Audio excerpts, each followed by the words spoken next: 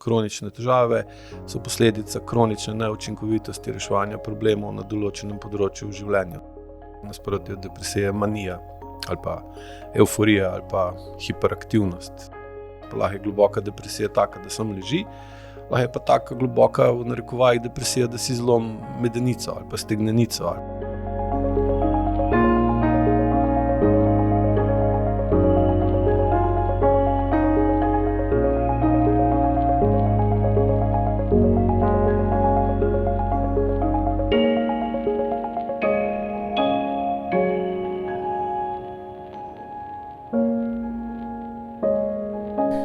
Aleš, živjo, hvala, ker si prišel na petek 13. v Ljubljano. Upam, da bo ta dan prinesel. Ja. Nisem vedel, da je 13. Še daš pada. Ja. Upam, da bo prinesel ta dan vse neko srečo oziroma nek koristen podcast za ljudi. Ja, tak depresiven dan. Ne? Ja, primeren za današnjo temo, ki sem jo zbrala, govorila bova o depresiji. Ko da zvedla. Ja, kot da je vreme vedel. Ja. Ti imaš sicer svoj Ajku podcast, vsak teden izhaja, kjer pokrivaš zelo različne teme, ampak sem videla, da depresije ti še ni ratal pokrit, verjamem, da v prihodnosti boš tudi to, ampak dajmo za začetek pa tle pri nas v Senca podcastu to temo obdelati, kakor pač lahko v enem podcastu. Zdaj, Ajku metoda ima malo drugačen pristop oziroma malo drugačna stališča, kar se tiče depresije in tovrstnih težav. Zdi se mi koristno za ljudi, da jim ponudimo še eno malo drugačen vidik, ki ga lahko potem ukomponirajo v tisto, kar že vejo ali pa v tisto, kar strokovnjaki z področja duševnega zdravja govorijo. Zdaj neke iztočnice danes bojo kar mogoče statistični podatki za Slovenijo, se pravi, zanima nas najbolj Slovenija, lokalno področje. Pa če kar začneva, zdaj prvi tak podatek je recimo, kako raste uporaba antidepresivov. Nekje od 2001 zelo strmo narašča. V letu 2022 ne bi bilo izdanih 650,000 receptov za antidepresive. Sicer strokovnjaki pravijo, da hkrati padajo pomirjevala, pa vendar depresija, antidepresivi naraščajo. Kako Ajko metoda, kako ti gledaš na ta veliki porast v zadnjih 20-30 letih? Pravi, ko je vedno poskušamo pogledati kontrast, ne? Kaj je nasprotno od tega, kar pač hočemo razumeti. Se pravi, če gledamo, kaj je depresija, ne? Pa kaj je nasprotje od depresije je manija ali pa evforija ali pa hiperaktivnost. In pa vidiš, če je več depresije, je moralo biti pol v preteklosti več ali pa preveč manije, evforije ali pa hiperaktivnosti. In na osnovi tega pol razumemo depresijo kot način, da zmanjšamo to hiperaktivnost, evforičnost ali pa maničnost. Ne? In iz tukaj pol ven gledamo, da pride do depresije, v bistvu depresijo jemljemo kot prisilno pomiritev, ne? Prisilno zmanjšanje nečesa. Mislim, tako depresijo, kot jo danes ljudje razumejo, ker v bistvu depresija sama po sebi je zmanjšanje nečesa. Da je zdaj tega manj, kot je bilo v preteklosti ali pa prej, torej je šlo nekaj ali nekdo v depresijo.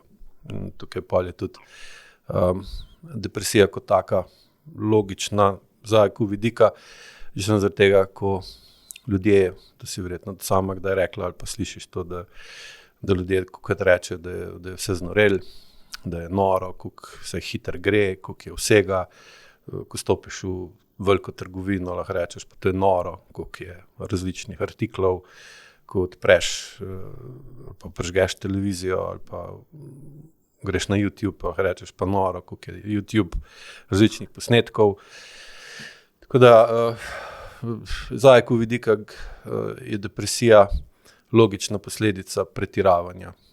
Da je nečesa preveč, da je nekaj dejansko izgubilo nadzor, da je pobegnilo, da se je snelo z verige, snelo izpod nadzora, da je bilo veliko pretiravanja. In pa se pač po fizikalnih zakonih, če gre nekaj preveč gor, mora pa tudi padeti, recimo temu, preveč dol. In zdaj, ko padeš preveč dol, lahko rečeš, da si depresiven.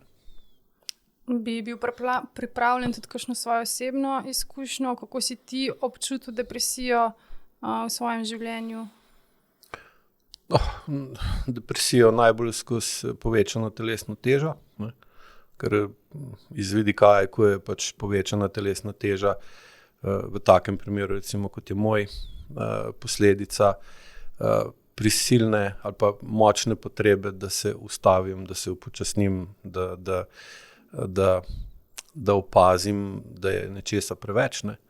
Zdaj, logično se mi zdi, ko gledam, koliko dela je bilo potrebno vložiti v zadnjih 9 letih za razvoj, recimo metode kot je IQ, ki je tako, recimo, obsežna, široka, pokriva različna področja od kronične zakrčenosti mišic do težav z dihanjem, do težav v medčloveških odnosih, da je tukaj pa zelo enostavno biti v preveč. Ne.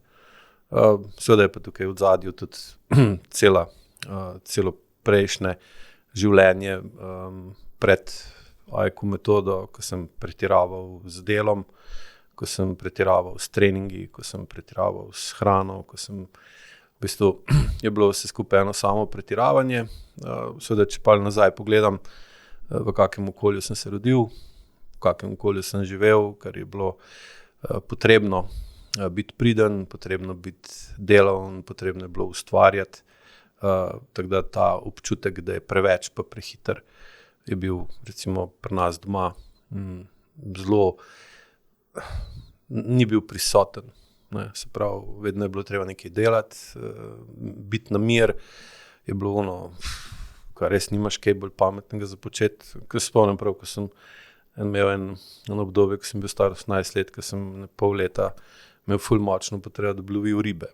Jaz sem hodil pa tam zraven hiše, smo imeli bajer, pa sem lovil ribe in to se je vsem zdelo zguba časa. Pet trebaš kaj delati, ne, boš kaj pametnega naredil, boš kaj ustvaril in tako. Tako da ta prav depresije take tipa, da bi bil apatičen ali pa letargičen ali pa da ne bi se mogel zjutraj vstati, tako ni bilo. Sem pa seveda čutil, kako se vedno težje vstajam na telesni ravni, kako so bile noge vedno bolj utrujene, pa ko sem se zjutraj vstal, je bilo ono, kot da celo hišo dvigujem, čeprav pač tega ni bilo. Ne.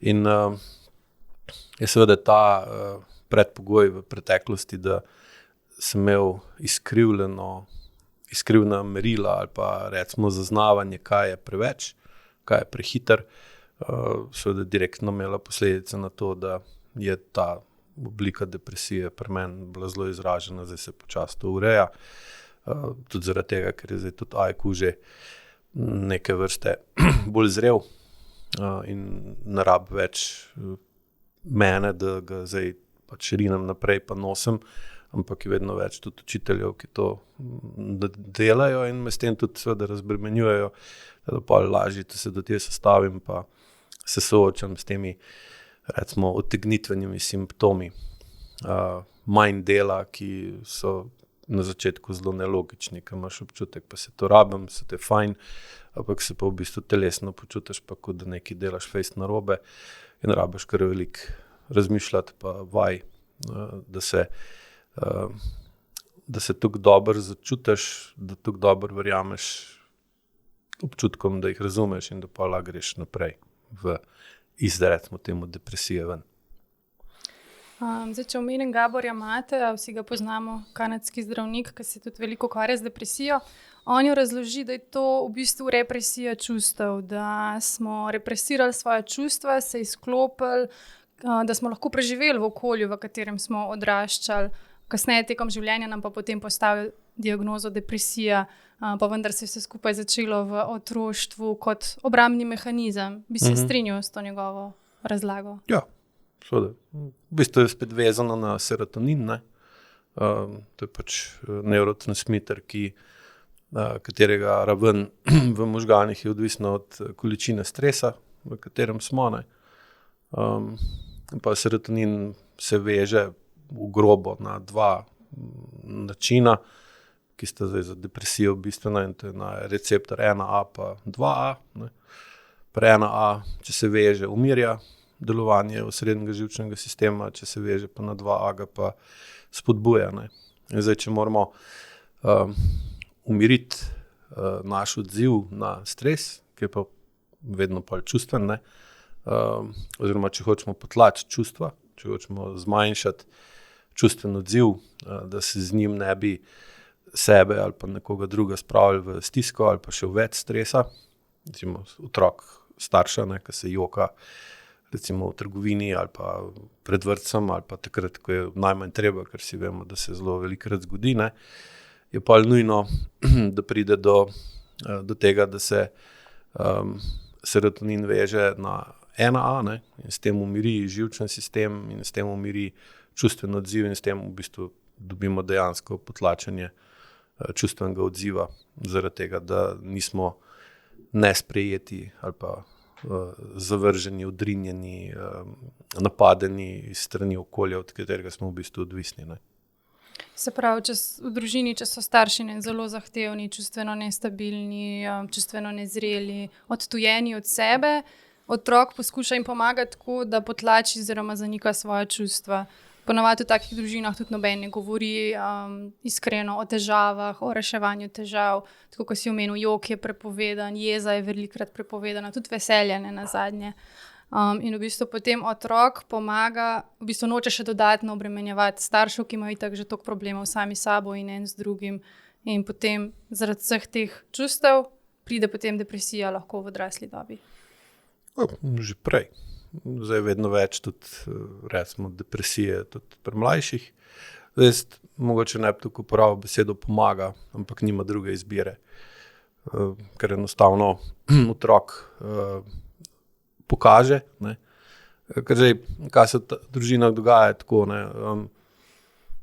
V bistvu sistem je tak. Najprej, ko se stres povečuje, se serotonin veže na 1A receptorje, ker te so bolj lepljivi za serotonin kot 2A receptorji. In ti to omogoči, da ko pride do nekega stresa, da ne odreagiraš burno, ali pa recimo, tako kot sem prej rekel, manično, ne, ali pa evforično, ali pa hiperaktivno, pretirano, histerično, nevrotično. In zdaj, ker in to ti omogoča, da se umiriš in da na nek način lahko rečemo, da greš v depresijo, ki ti omogoča, da se ustaviš, razmisliš in pol greš naprej v iskanje rešitve. Ne. Zdaj, ko se pa enkrat, ko problem ostane, če je problem kratkotrajen, pa se pa serotonin tudi pa začne, ko se problem uredi ali pa ga starši uredijo, se pritisk na otroka ali pa stres, v katerem je otrok, zniža. In pa se tudi serotonin zniža in se zmanjša aktivnost 1A receptorja in pa gre spet v normalno vedenje. Če pa recimo ta pritisk, stres, vpliv okolja kroničen, pa se pa najprej napolne 1A, ne, in pa začne pa serotonin vezati na 2A receptorje. Te so pa taki, da pa dvignejo dejavnost živčnega sistema. Ne. Poenostavljeno je tako, da 1A je bolj aktiven, če smo na antidepresivih, ne, ga povečujejo dejavnost 1A. Če vzamemo pa recimo psihodelike, te se vežejo pa povečujejo vpliv 2A receptorja, postanemo pa hiperaktivni ali pa dvigne nam se motivacija, kreativnost ali pa gremo lahko v pretiravanje, pa pride že do epizod in takih zadev.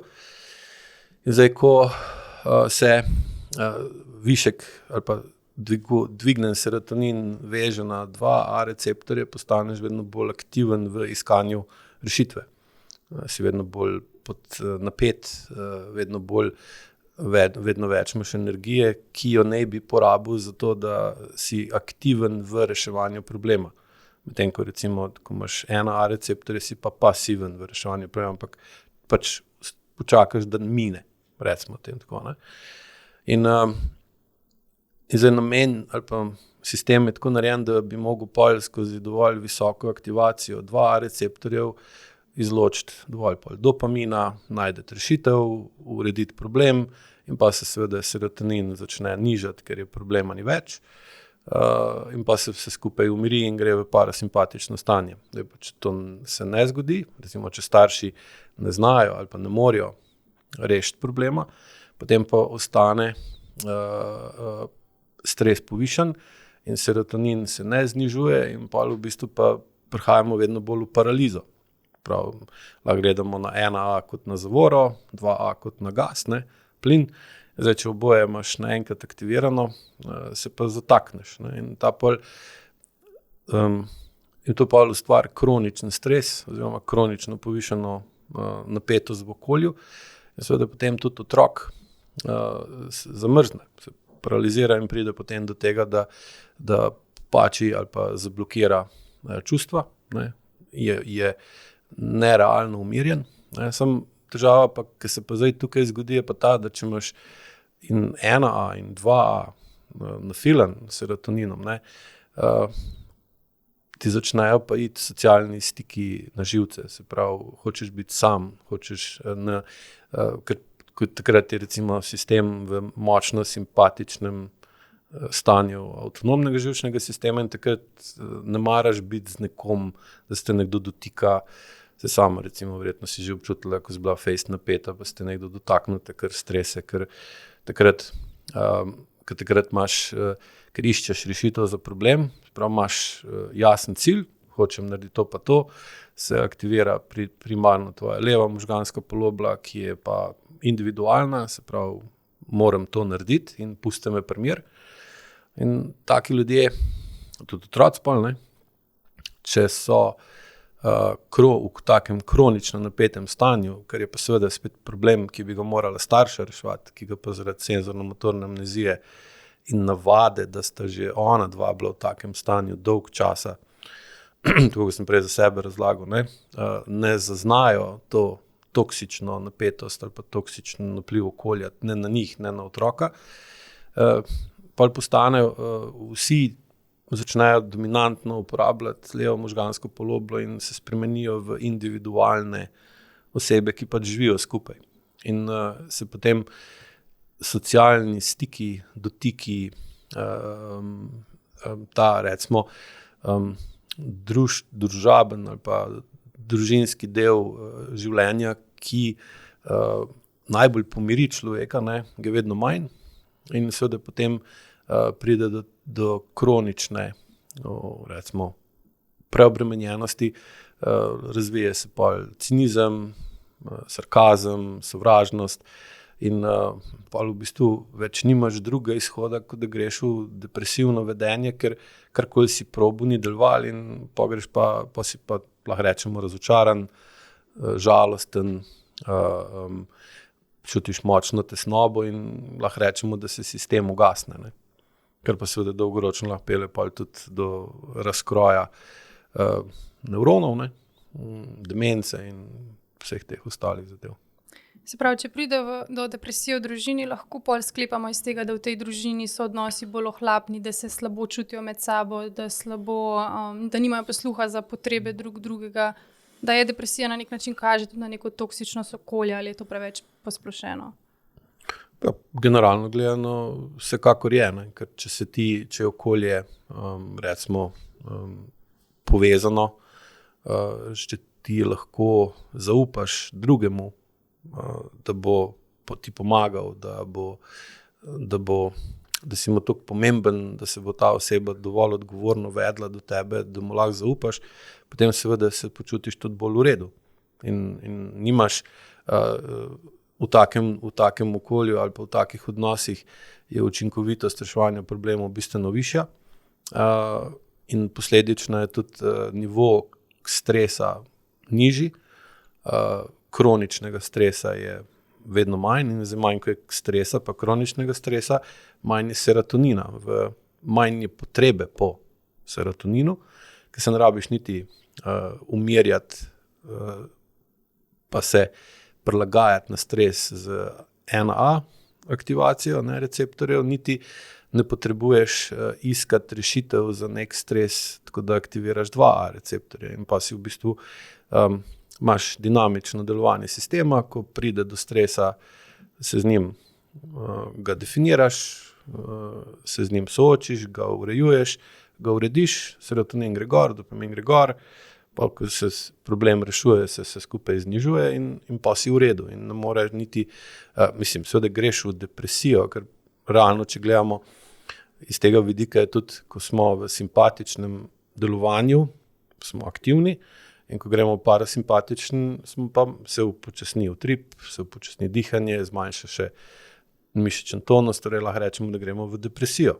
Samo ta depresija ni slaba, se tudi, ko gremo spat, realno gremo v depresijo. Ne. Tako da je ta neučinkovit, z vidika AEQ-ja je za razumevanje depresije, pa za odpravo depresije s to pomočjo metode najbolj pomembno sprejetje pogleda, da višja, ko je učinkovitost reševanja problemov, manjša je potreba po kronični ali pa nezdravi depresiji. Ker enostavno nimaš potrebe, da bi se ugasnil, pa šel v nek svoj svet, zato ker si nemočen. Se pravi, ko pride do tebe stranka, ki ima težave s klinično depresijo, te verjetno zanima, kakšen je njen partnerski odnos, kakšne ima odnose v družini, v kakšnem okolju dela. Vse to je pomembno. Ja, kakšna je njena preteklost, kakšna je podlaga za to, kakšni so bili medsebojni odnosi pri starših njegovih ali njenih. Ker če pri meni je tako, če ima nekdo kronične probleme, je avtomatsko moje razmišljanje, da kronične težave so posledica kronične neučinkovitosti reševanja problemov na določenem področju v življenju. Torej se avtomatsko ve, nekaj ne štima. In zdaj samo vprašanje, kaj. In seveda je pa greš vedno gledati podlago, kakšna tradicija je, na čem, na kakšni tradiciji počiva ta oseba, kje stoji, kakšne vzorce vedenja je sprejela v otroštvu, na kakšen način je recimo avtonomen živčni sistem njegove mame ali pa njene mame bil, ko je bila noseča, in če se to da zvedeti, ne, oziroma običajno se pa tako vidi pri takih stanjih, nekaj zdaj kronična depresija, ne, je pri nas tudi to, da vas toliko kolen boli, da ne morete hoditi. In s tem v bistvu dobimo kronično depresijo gibanja. Spravi, če bi vam rekel, probite zdaj sproščeno prehoditi 100 metrov, pa reče, ne morem, ker me boli kolen, boli stopal, gleženj, kolk, križ. To so vse stanja, tako kot sem pri sebi rekel, ne, debelost je način, kak sem se mogel ustaviti. Se pa lahko seveda to skozi psiho ali skozi telo. Realno vzroki so podobni, ne? In tudi pol odprava je takšna, da se analizira, zakaj je ta oseba lahko izbrala ali pa je v narekovajih izbrala ta način, da se je ustavila, da je šla v depresijo, in pa seveda bolj kot to razume, oziroma kaj je še bolj pomembno, bolj ko skozi izvajanje AEQ-vaj začuti vsaj malo bolj, v kakem stanju je telo, oziroma če skozi vaje zmanjšuje senzorno amnezijo, kar pomeni, da se bolj zaveda, kdo je, kako je, pa kje je, pa s kom je, ne. Pa v bistvu začne vedno bolj iz telesa dobivati občutke, ki ji dajo vedeti, da itak ni čudno, da je tako, kot je, ker so se dogajale take in take stvari. Ja, mogoče tle malo svojo izkušnjo povem. Jaz sem se srečala z AEQ metodo, oziroma sem iskala rešitve na moje težave s paničnimi napadi in tesnobo, anksioznostjo, kar je tudi ene vrste povezano z depresijo. In zdaj, preden sem se srečala z AEQ metodo, sem jaz razmišljala, da jaz bom to lahko rešila tako, da se bom okrepila, da bom bolj močna, da bom bolj odporna na okolico, da bojo lahko počeli okoli mene, kaj bojo hoteli, ampak jaz bom v nekem svojem zenu in ne vem. To je recimo 1A, ne? Ja. Da se pač privadaš na stres. Ja, ampak pa sem ugotovila, oziroma tudi s pomočjo tvojih razlag, da načeloma to tako ne gre. In da v bistvu imaš tudi realne razloge, da te nekaj spravlja v paniko, nekaj te spravlja v strah, v tesnobo. In še lepo sem ugotovila, da je edini način, kako bom rešila panične napade, je, da bom jaz imela večji vpliv na okolico, se pravi, da bom bolj učinkovito izražala svoja čustva. Do te mere, da me pač okolica ne bo več spravljala v paniko, v strah, ne, da bom znala postaviti meje, da bom znala pač bolj prenesti in jaz izraziti čustva in pol prenesti tudi seveda odziv iz druge strani. Zdaj, to je nekako čustvena zrelost, ne, ko govorimo o IQ-ju, to pa lahko dosežeš edino na način, da izboljšaš stik s telesom. Se pravi, tle pridejo pol na vrsto IQ vaje, ki nam glih to omogočajo, ne. Se pravi, pride v bistvu do neke kombinacije spremembe sebe in okolice, ne, se to je vedno nekako vzajemno povezano. Pa okolico, ne. Seveda tukaj je še tudi, če gledamo z vidika IQ-ja, je izjemno pomembna partnerska zveza, ne, ker dejansko, če pogledamo telesno strukturo, pa telesno funkcijo, tako moškega kot ženske, hitro vidimo, da dlje časa učinkovito biti sam moški ali pa sama ženska, ne omogoča učinkovitega reševanja problemov, ne, in seveda zmanjšuje stik z drugo osebo, kar pomeni, da ti manjka bližina take osebe, to je zelo pomembno določiti, ki lahko zaupaš. Ne zaupaš zato, ker bi rad nekom zaupal, pa v bistvu čutiš v telesu, da mu ne moreš zaupati, ker ga ne poznaš, ker je zaprt, ker lahko rečemo, ima motorno amnezijo ali pa povišano mišično napetost površine telesa, kar pomeni, da se z njim ne moreš povezati, ne moreš ustvariti bolj globok odnos. In če z osebo ne moreš ustvariti globok odnos, za globok odnos pa spet potrebuješ višjo čustveno zrelost, pa nižjo senzorno-motorno amnezijo, ne. In če ne moreš ustvariti globokega odnosa, potem tej osebi telesno ne zaupaš in ko se te dotakne ali pa je blizu tebe, v bistvu ne dobiš več ugodja, pa da si pomirjen, ampak te v bistvu spravlja v stisko, ne, in potem se ti bližina takega človeka, ki mu ne zaupaš v resnici, ne, te spravlja v stres in še povečuje kroničen stres, kar se za sabo potegne pa spet vse tisto, kar smo se prej pogovarjala, in če to traja dosti dolg, je dejansko edini način, da se to ustavi, prisilna ustavitev, kot lahko rečemo tem pol kronična depresija ali pa izgorelost ali pa kronična utrujenost, ne. In zdaj glih ta nezadostna raven čustvene zrelosti pri večini ljudi in s tem povezano odsotnost medsebojnega zaupanja, kar je spet povezan z tem, da primarno delujemo iz leve možganske polovice ali pa poloble, ki je narejena za to, da uredi, da ulovi, da nekaj porihta, pa kaj je še recimo glavne vrline ali pa kvalitete, ki jih leva možganska polobla čisla, so v bistvu moč, uporabnost pa sposobnost manipulacije, ne, in zdaj, če gledamo, to niso glih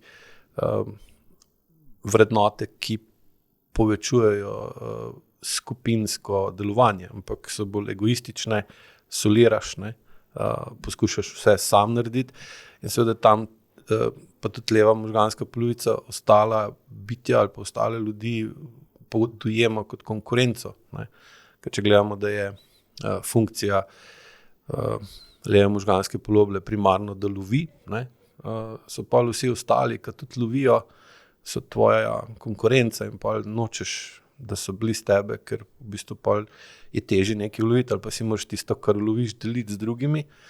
Leva možganska polobla pa ni najbolj dobra v delitvi, ne. In zdaj, ko funkcioniraš bolj iz tega vidika, ne, pa si zraven še v kronično aktiviranem simpatičnem stanju avtonomnega živčnega sistema, ki spet povečuje vpliv leve možganske poloble na celotno telo in na način, kako delujemo, ne, je pa postane logično, zakaj partnerski odnosi niso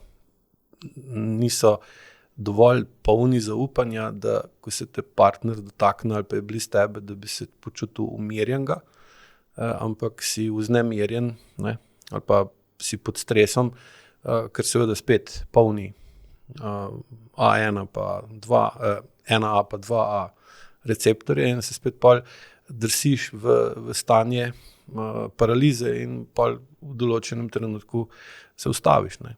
Tukaj pa pol tudi pride noter v igro poživila. Ne.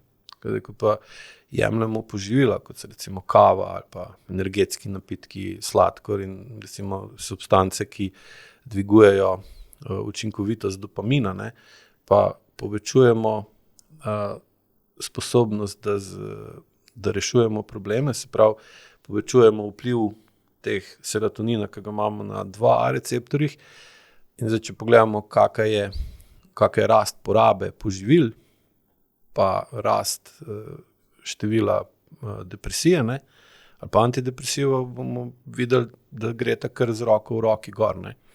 In pa, ko poskušamo s poživili rešiti probleme, ki so pa seveda tudi kronične, ker zdaj, če imaš ti neučinkovito partnersko zvezo, si v kroničnem stresu, glih tam, ko bi mogel biti najbolj umirjen, to je doma. Ne.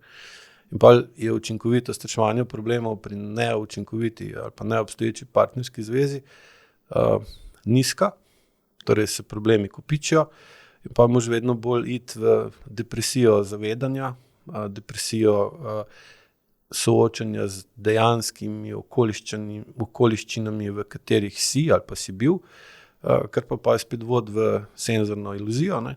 Ali pa in pa hitro lahko pridemo v manijo, pa euforijo, pa hiperaktivnost, ki jo danes lahko vidimo pri ljudeh, ki so pač, sem rečeš, pa kam toliko hitijo, ne? In seveda je ta sploh pravi, ko jo skozi poudarjamo pomen ureditve in dviga kvalitete ali pa ravni celostnega zaupanja v partnerski zvezi kot enega od najbolj učinkovitih načinov, kako dvigati učinkovitost reševanja problemov. In bolj, ko smo učinkoviti v reševanju problemov, manj imamo kroničnih težav, ki izvirajo iz kronično neučinkovitega reševanja problemov. Ampak, če imaš pa ti tako hudo depresijo, da se ne moreš vstati iz posle, je pa zelo težko, kako boš se lotil pol reševanja, izboljšanja partnerskega odnosa, če nimaš niti energije se vstati. Tukaj pol je treba vzeti, da je recimo ne absolutno prepozno, ampak da je bilo prepozno spoznano, sprav, oseba je tako dolgo rinila naprej, ker še ena od recimo značilnosti delovanja leve možganske poloble je, da deluje po pozitivni povratni zanki, kar pomeni poenostavljeno, če ji daš prst, bo hotela celo roko. Ne? Ker desna možganska polobla deluje pa po negativni povratni zanki, kar pomeni, da če ji boš dal prst, bo začela dvomiti, kam z bregom in ne bo hotela vzeti niti prsta, ki je šele več od tega. Ne? In zdaj, ko ti deluješ primarno z leve možganske poloble, se ne znaš ustaviti, dokler ni že res hudo ali pa v takem primeru relativno prepozno. Zdaj, da takrat z AIQ-jem ne moreš nič tukaj pomagati, ampak je treba iti po klasični poti z antidepresivi in na druge načine, da se oseba postavi na noge. Doma toliko življenjske energije, da se lahko uči, ker AIQ temelji na učenju. In za učenje rabiš pa dve stvari, ne? Čas pa energijo. In zdaj, seveda ljudje, ki nimajo časa, se ne morejo učiti in pa tudi za AIQ nimajo časa in ne morejo si za AIQ-jem pomagati, ne? Ali pa ga zelo rabijo, kot se tudi dogaja, ne? Ker vidiš prav, recimo prije na program, pa je našponan, ali pa doskrat recimo gledaš udeleženca na programu, kako se program recimo začne ob 8:30, pa vejo to že pred prijavo, pa vedno se začne ob 8:30, ampak vidiš pol, da posluša recimo uvodnih 20-25 minut razlage, ko se pele v avtu, domov, ali pa hod recimo iz nekje v hišo in pol pride 8:55, ko ponovadi začne voditi vajo, noter v hišo, se sleče in 8:55 se uleže in začne delati vajo, kar je neprimerno in je v bistvu je nemogoče, da bo vajo izvedel na način, da bo bolj občutil svoje telo, kar rab 5-10 minut vsaj, da se umiri. Ne? Ker če ti recimo se, ne vem, pripelješ iz Ljubljane v Kranj, pa se peleš po avtocesti, si v stresu, moraš biti pozoren, kad delaš, gledaš, pa še vidiš, da je to kura, pa si ti mudi, pa si napet, pa imaš poln dopamina, noradrenalina, serotonina in pa rečemo, ki se polešte, pa se sproste, pa poskusite začutiti hrbet, pa noge, se verjetno veš tudi, kako to izgleda, mislim, si imela tudi sama, kdaj je tako, ne? In ta pomanjkanje časa in potem energije je seveda tudi tisto, čeprav recimo oseba, ki je v globoki depresiji, ima časa, kakor hočeš. Nima pa nič energije. Ne? Ja, in zdaj, kaj se pa zgodi, če pa dobi energijo, ne? Pol je pa spet v stiski zaradi tega, ker je toliko zamudila, zaradi tega, ker je bila v globoki depresiji in pol poskuša nadomestiti izgubljeno in gre spet iz globoke depresije v pretiravanje in pa se seveda zaradi pretiravanja spet morajo telo ustaviti in jo spet vrže v globoko depresijo in se pol to ponavlja. Zdaj pa lahko je globoka depresija taka, da samo leži, lahko je pa taka globoka v narekovajih depresija, da si zlom medenico ali pa stegnenico ali pa pade, pa se potolče, polom prsen koš ali pa potrga vezi. Mislim, možnosti je veliko in pol je pa spet v prisilnem mirovanju tedne ali pa tudi mesece, ne.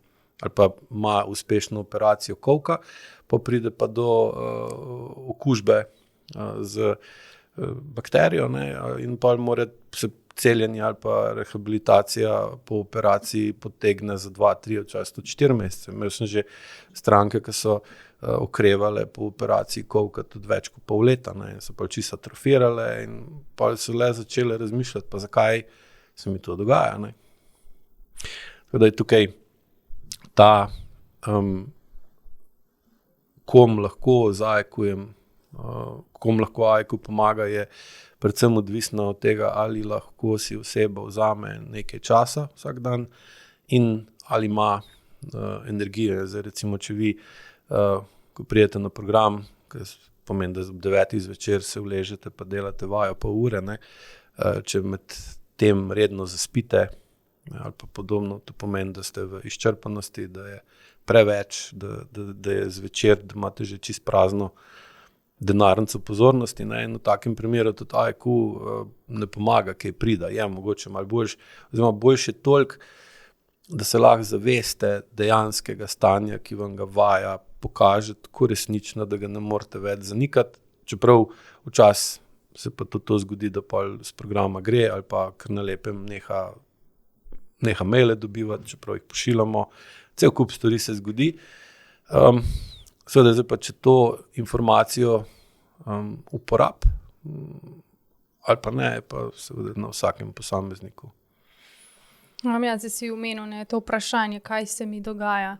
Zdaj veliko ljudi gre recimo po pomoč, dobijo antidepresive, potem se pa tam nekako zaključi to ukvarjanje z depresijo. Pogosto ljudje razumejo to kot res neko kemično neravnovesje, ki se pač zgodi, ali pa mogoče, da je to dedno, da je genetsko, oziroma da gre za neko biološko pomanjkanje hormona, ne, serotonina, kjer ga je treba izboljšati s tableti. Kaj ti recimo pa, ne, če ti stranka tako reče, pa ne, to je v družini, jaz nimam tle nič nekak vpliva, ali pa da gre za, v bistvu sem slišala enkrat neka znana Slovenka je rekla, da njena depresija ni bila psihičnega izvora, ampak biološkega, ne. Sem je bilo tako. Ja, sej biološko stanje pa definira psihološko stanje. Sej psiha ni kar padla z lufta dol, ampak psiha je pod direktnim vplivom biologije telesa. Telo je pa pod direktnim vplivom okolice telesa. To je vse medsebojno povezano in lahko ustvarimo neko iluzijo, da smo ločeni, da to, kar se mi v glavi dogaja, nima nobene veze s telesom, pa to, kar se mi v telesu dogaja, nima nobene veze z okolico, pa to, kar se mi danes dogaja, nima nobene veze z preteklostjo, ne. Zdaj, čisto tak banalen primer, si poglejte, ali pa si poglej, ko je Musk preimenoval Twitter v X, ne. Koliko ljudi dejansko danes reče X-u X, ali večinoma še pa tega mislim, da zdaj že koliko 2 leta ali koliko nekaj taga, ne. pa še zmeri, ko bereš v recimo novicah, vedno napišejo na omrežju X je bila ta objava, zraven da je pa v oklepaju bivši Twitter. Ne? Ali pa če se spomnite, dobro, ti se verjetno ne toliko, ampak koliko dolg smo mogli poslušati Slovenija, ki je bivša Jugoslovanska republika, koliko let je to trajalo. Ne? In pa vidiš, da vsaka stvar, ki se zdaj dogaja, dejansko izvira iz preteklosti in zato smo tudi pravi, ko je toliko usmerjeni v kaj se je dogajalo prej. In pa pač stranki, ko pride, pa ima tak pogled na stvari, ne, z analizo dogodkov daš razlago, ki jo lahko sprejme, če jo sprejme, seveda. In povežeš namesto nje določene stvari, ki so se dogajale v njeni preteklosti, pa preteklosti njene mame, pa očeta, brata, sestre in tako naprej. Pa ko jim daš še vajo, ne, da z vajam se začnejo ukvarjati s sabo, da se začnejo bolj čutiti, prije do tega, da se začnejo malo bolj spoznavati. In lahko po eni strani bi rekli, da je AIQ vaja podobno tem, ko smo mi imeli še v osnovni šoli, smo imeli te šolske izlete, ko so nas peljali v določen del Slovenije, pa smo zmeri, zakaj moramo iti tam, kva? Pa so nam rekli, da bolj, ko boste domovino poznali, bolj jo boste cenili. Ne? Zdaj, če gledaš, je tudi, ko delaš AIQ vajo, je v bistvu, kot da greš na nek šolski izlet po svojem telesu. Pa en dan se malo bolj spoznavaš svojo levo nogo, pa drugi dan svojo desno nogo, pa ramo, pa roko, in pa opaziš marsikaj, kar drugače ne bi. Ne? Zdaj, ni isto, ali ti pri geografiji imaš karto Slovenije, pa ti učitelj razlaga, kje so Haloze, pa kak je Prekmurje, pa kak je na Karavankah, in si lahko to, recimo, predstavljaš. Ne? Čisto nekaj druga pa je, če greš tam, pa si tam, pa vidiš Prekmurje, kako izgleda. Ker se spomnim, da sem bil prepričan, da je Prekmurje recimo ravno, ne? Se je. Ja, ni, ne. Pa ko sem šel pa enkrat, kaj je bil že, kolesarski maraton je bil tam gor, nikoli se toliko nisem v hrib pelil, kot tam, ker si posebej bilo pa bolj šokantno, da ne, tam so taki kratki, gor pa dol greš, ne, in zdaj, ko se to kar naprej ponavlja, v bistvu bilo višinske razlike skoraj toliko, kot če bi šel na nek maraton, ko veš, da gre v klanc. Ne. In pa si to za cel življenje zapomniš, da Prekmurje ni ravno tako, ko misliš, da je. Ne. In samo je pa spet kaj, ne? Čas. Rabiš čas, pa moraš iti tam, zdaj, če si tam, ne moreš biti nekje drugje. Danes pa v bistvu hočemo, da smo skozi naenkrat. In s telefonom ali pa s laptopom si ti lahko v bistvu po celem svetu, samo če imaš dostop do interneta. In ta sposobnost, da se čutiš, ne, pa da se spoznavaš, ti v bistvu pa počasa umakne iz tvoje glave ali pa iz tvoje zavesti prepričanje, da je vse v glavi. Ker je to je ljudem zelo fajn prepričanje, zaradi tega, ker si pa reče, sej pa lahko se z glavo zrihtam. Ampak point je, da v bistvu, če telesa ne potegne zraven v to spremembo, pa ne more biti celostna sprememba. In tudi dostikrat rečejo, delam celostno spremembo, pa ko se pa pogovarjaš, kaj pa počneš, ne pa vidiš, da je samo glava, da so pogovori, razmišljanja, afirmacije, to in ono, in kje pa telo, ne? Vse telo bo sledilo glavi. Malo morgen. Ne? Enostavno je telo tisto, ki, če gledamo čisto osnovno logiko, ali lahko telo deluje brez zavesti, kar naprej deluje brez zavesti. Ali lahko zavest deluje brez telesa, niti sekunde. Ker in pa vidiš, kdo je v bistvu odvisen od koga, mi pa ustvarimo iluzijo, da je zavest tista, ki je glavna, ki je nadmočna, samo v bistvu je podobno, ko voditi slona, ima občutek, da je on vodi slona, ampak to se deluje samo, dokler slon to pusti, ko pa ne pusti več. Ne? In recimo AIQ pa AIQ vaje ljudem omogoča, da počasi poznajo, da če ne bojo sodelovali s telesom, da jih bo telo povozil in jih spravil v se tudi, če gledamo depresijo, to klasično pojem depresije je v bistvu, da zavest dvigne roke in ne more več vplivati na telo, ne more vplivati, in ker ne more vplivati na telo, ne more vplivati tudi na okolje. In pa gre v depresijo. In seveda je pa logično, da ker je toliko odvisen od telesa ali pa od biologije, ne, da pa moraš bolj spoznati lastno biologijo, če hočeš razumeti, zakaj imaš težave s psiho. Se zato tudi pogosto vidim, da iz depresije se velikokrat razvijajo avtoimune bolezni, kot je demenca, Alzheimerjeva, multipla, Parkinsonova. Tle v zadju so ponavadi vedno neka huda travma, depresija. Ja, zdaj te, ki si jih naštela, se v glavnem povezujejo z kroničnim vnetjem v telesu.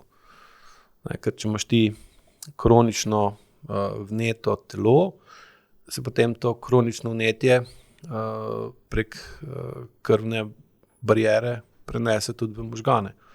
Ker ne moreš ti imeti dolg časa kronično vnetje v telesu, ne pa imeti kroničnega vnetja v možganih. Že zaradi same osmoze. Osmoza je pa, da tam, če je nečesa več, gre tam, kjer je nečesa manj. Zdaj, če imaš ti več vnetja v telesu, ima sicer bariero, ki je polprepustna med možgani pa med telesom, ni pa neprepustna. Ne morejo možgani biti v nekem svojem mehurčku, so v mehurčku, ni ta mehurček toliko, ni železen, ampak je pač prepusten in potem kronično vnetje v telesu postopoma poveča kronično vnetje v možganih in pa ta intern imunski sistem v možganih začne v bistvu prekinjati sinapse med nevroni. In pa seveda pride če tega dost, pride pa tudi do tega, da začne recimo nevronske mreže razpadati in pa dobimo vse to, kar si povedala. In pa če gledamo to z vidika IQ-ja, ki skozi povezuje strukturo pa funkcijo, vidimo, da se spremeni struktura možganov in če gledamo, na kakšen način se spremeni struktura možganov, da možgani postanejo bolj enostavni. Zdaj, manj ko je sinaps, ki so v bistvu povezave med nevroni, bolj morajo biti nevronske mreže enostavne in bolj ko so nevronske mreže enostavne, bolj moraš imeti enostavno življenje. Zdaj, če pogledaš, kdo ima bolj enostavno narekovaj življenje, nekdo, ki je okej, ali nekdo, ki ima Parkinsona, ali pa demenco, vidiš, da recimo pa, ko demenca postane, ali pa Alzheimer, Parkinson, demenca, to je vse podobno, z tega vidika, da se tem ljudem življenje zelo poenostavi, ali pa z drugo besedo tudi ustavi. In pa vidiš, da če je prišlo do spremembe strukture, da se je poenostavila, potem je moralo priti do zlorabe funkcije v preteklosti in so imele osebe prekompleksno življenje.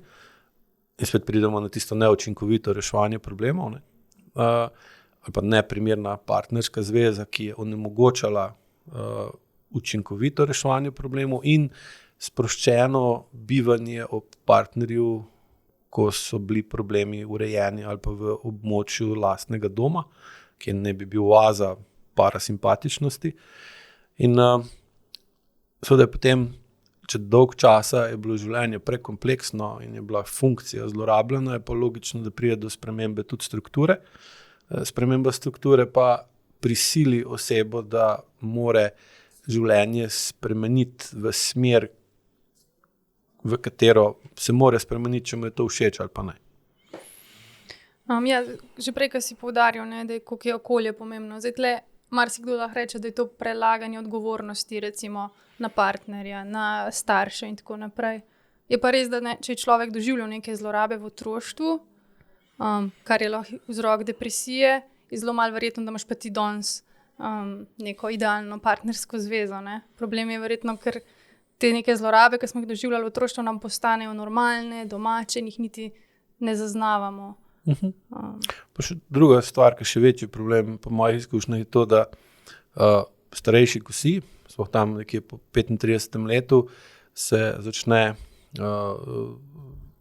zelo povečevati moč podzavestnih vzorcev in zmanjševati vpliv zavestnih vzorcev vedenja. Ne. In pa se vedno bolj tvoji odnosi začnejo biti vedno bolj podobni odnosom, ki si jih imel v svojem otroštvu ali pa si jim bil priča. Ker realno otroštvo je čas, ko se učiš biti odrasel, ko opazuješ ali pa si v okolju, ki ga določajo odrasli. Ne? Zdaj, načini vedenja in vpliva, ki ga odrasli imajo, delujejo okolje, čisto evolucijsko logično se prenaša na otroka in s tem otrok v bistvu oblikuje vzorce vedenja, ki jih bo pol uporabljal kot odrasel. Je pa, če mu družba omogoča drugačno vedenje kot njegovim staršem, je lahko od 15 do 35 leta živi drugače, se zavestno trudi, spreminja vedenje, noče imeti posla ali pa stika z ljudmi, ki ga spominjajo na mamo, na očeta, na strica ali pa nekoga, ki ga je zlorabil na tak ali pa drugačen način. Ampak če v tem procesu ne sodeluje tudi telo, ne, da se telo ne spreminja, pa s tem tudi podzavestni vzorci, potem po 35 letu ali pa še prej postajajo tista vedenja, ki so nam šla najbolj na živce, ko smo bili mladi, postanemo vedno bolj točno taki in tudi, ko imamo Slovenci ta zarečenega kruha, se največ poje. Kar pomeni, da tako vedenje pa ta vzorc je že dolg časa obstaja, ni to nič novega. In seveda je potem recimo slepe pege, da neko vedenje, na katerega si se mogel navaditi v preteklosti, potem lažje spregledaš, pa ga ne opaziš in za tebe ne obstaja, čeprav v bistvu pa je tako, seveda pripelje do tega, da te privlači partner, ki ima v podzavesti podobne vzorce vedenja, kot jih ima tvoj starš, ker si na starša se že navadil, je tvoja podzavest bila usklajena z njim, ker si živel z njim toliko dolg časa, pa tudi bil si nemočen in nisi mogel reči očetu ali pa mami, dej, nehaj biti taka, spremeni se, ker če ne bom tudi jaz tak. Predstavljaj si, da ti to reče 1 let star otrok. Ne more. In on nima druge možnosti, kot da prilagodi delovanje svojega živčnega sistema in tudi s tem pol mišičnega takem okolju in pa seveda postane imun ali pa ne opazi v taki meri, kot bi bilo treba, da ima v partnerskem odnosu določene nastavke, ki se bojo čez čas razvili v kopijo partnerskega odnosa, ki sicer ne bo identična, ker pa pride, ko danes je okolje drugačno, pa isti vzorc v drugačnem okolju ni enak, ampak končni rezultat je pa nezaupanje, telesen odpor do ljudi okrog tebe. In tukaj lahko tudi vidimo možen razlog, zakaj je COVID pa socialna distanca, lockdown pa vse to imeli tak vpliv na povečanje antidepresivov, ne, ker je takrat stik med ljudmi bil še manjši kot prej, ne, in pa seveda strah pred tem, da bom sam, strah pred tem, da ko bom sam rešil te probleme, neučinkovitost reševanja problemov je bila še takrat toliko višja, ker je bilo toliko omejitev, pa to je lahko, pa to ne smeš, pa še vsa ta zmeda vezana na cepiva, pa na testiranja, ko recimo ti palčko porine v nos, to ni glih, da bi rekel, se to pa res ni nič kaj takega, ampak se ti aktivira stres, pa je bil recimo stres še, ali boš pozitivno ali ne boš pozitivno, ali boš šel lahko v službo, ali ne boš mogel iti v službo, ali boš lahko šel na morje ali ne, ali so cepiva varna ali niso, ne. In to so se pol je ustvarjali tako kronično nemoč v ljudeh, hkrati so bili pa vedno bolj osamljeni. Zdaj, če imaš ti po Zoomu, se sliši z nekom, to ni enako, kot če je on zraven tebe, pa da se te dotakne in pol hrepeniš potem in greš v kroničen stres, ker seveda pa pol za sabo potegne, da so ravni serotonina, dopamina noradrenalina v možganih neprimerne, škodljive, in pa seveda depresija in s tem povezano potreba po imanju antidepresivov logično se poveča. Kaj pa vloga čustvenega incesta pri depresiji? Se pravi, da imaš ti že od majhnega občutek, da moraš poskrbeti za starše, predvsem čustveno. Veliko ljudi ima tisti občutek, da jim je bilo naloženo preveč, da nosijo ta nek nahrbtnik in enostavno ne gre več naprej, da so premehni za to, kar jim je bilo naloženo. Ne nazadnje tudi, ko sva prej govorila o tisti hudi depresiji, ko ne moreš niti vstati iz posle, sem si prav predstavljala nekoga, ki ima tako težo na sebi, da se ne more niti vstati. Že tako simbolično se mi zdi, ne? Zakaj se ne moreš vstati? Ja, ker si toliko težki, toliko ti je bilo naloženo. Ne? Ja. Čustveni incest je ena cela, rečejo Angleži, can of worms, ko to odpreš, pa je to disaster. Ker ni samo to, da imaš čustveni incest, kar pomeni, da otrok skrbi za čustvene potrebe starša, ne? Imaš pa še inverzni čustveni incest, ko mora pa starš skrbeti za čustvene potrebe otroka, ko je ta otrok že odrasel. Ne? To je tudi vedno večji problem, ker so starši, ko so starši odraslih otrok, ki nimajo urejenega partnerskega odnosa, ne? Ali pa so ločeni, pa živijo sami, ali pa imajo pse, ali pa mačke, ali pa recimo hišne ljubljenčke, ki jim nadomeščajo socialno komunikacijo ali pa stik z drugimi ljudmi. Pride do tega, da taki starši v bistvu potrebujejo, da skrbijo za nekoga, ne? In pol nočejo spustiti otroke naprej, da se osamosvojijo, ampak ohranjajo navezavo z njimi. Otrok tudi, kljub temu, da je odrasel, čuti zavestno ali pa običajno podzavestno, da starš potrebuje neko pozornost, ki bi jo sicer mogel dobiti od partnerja, ne?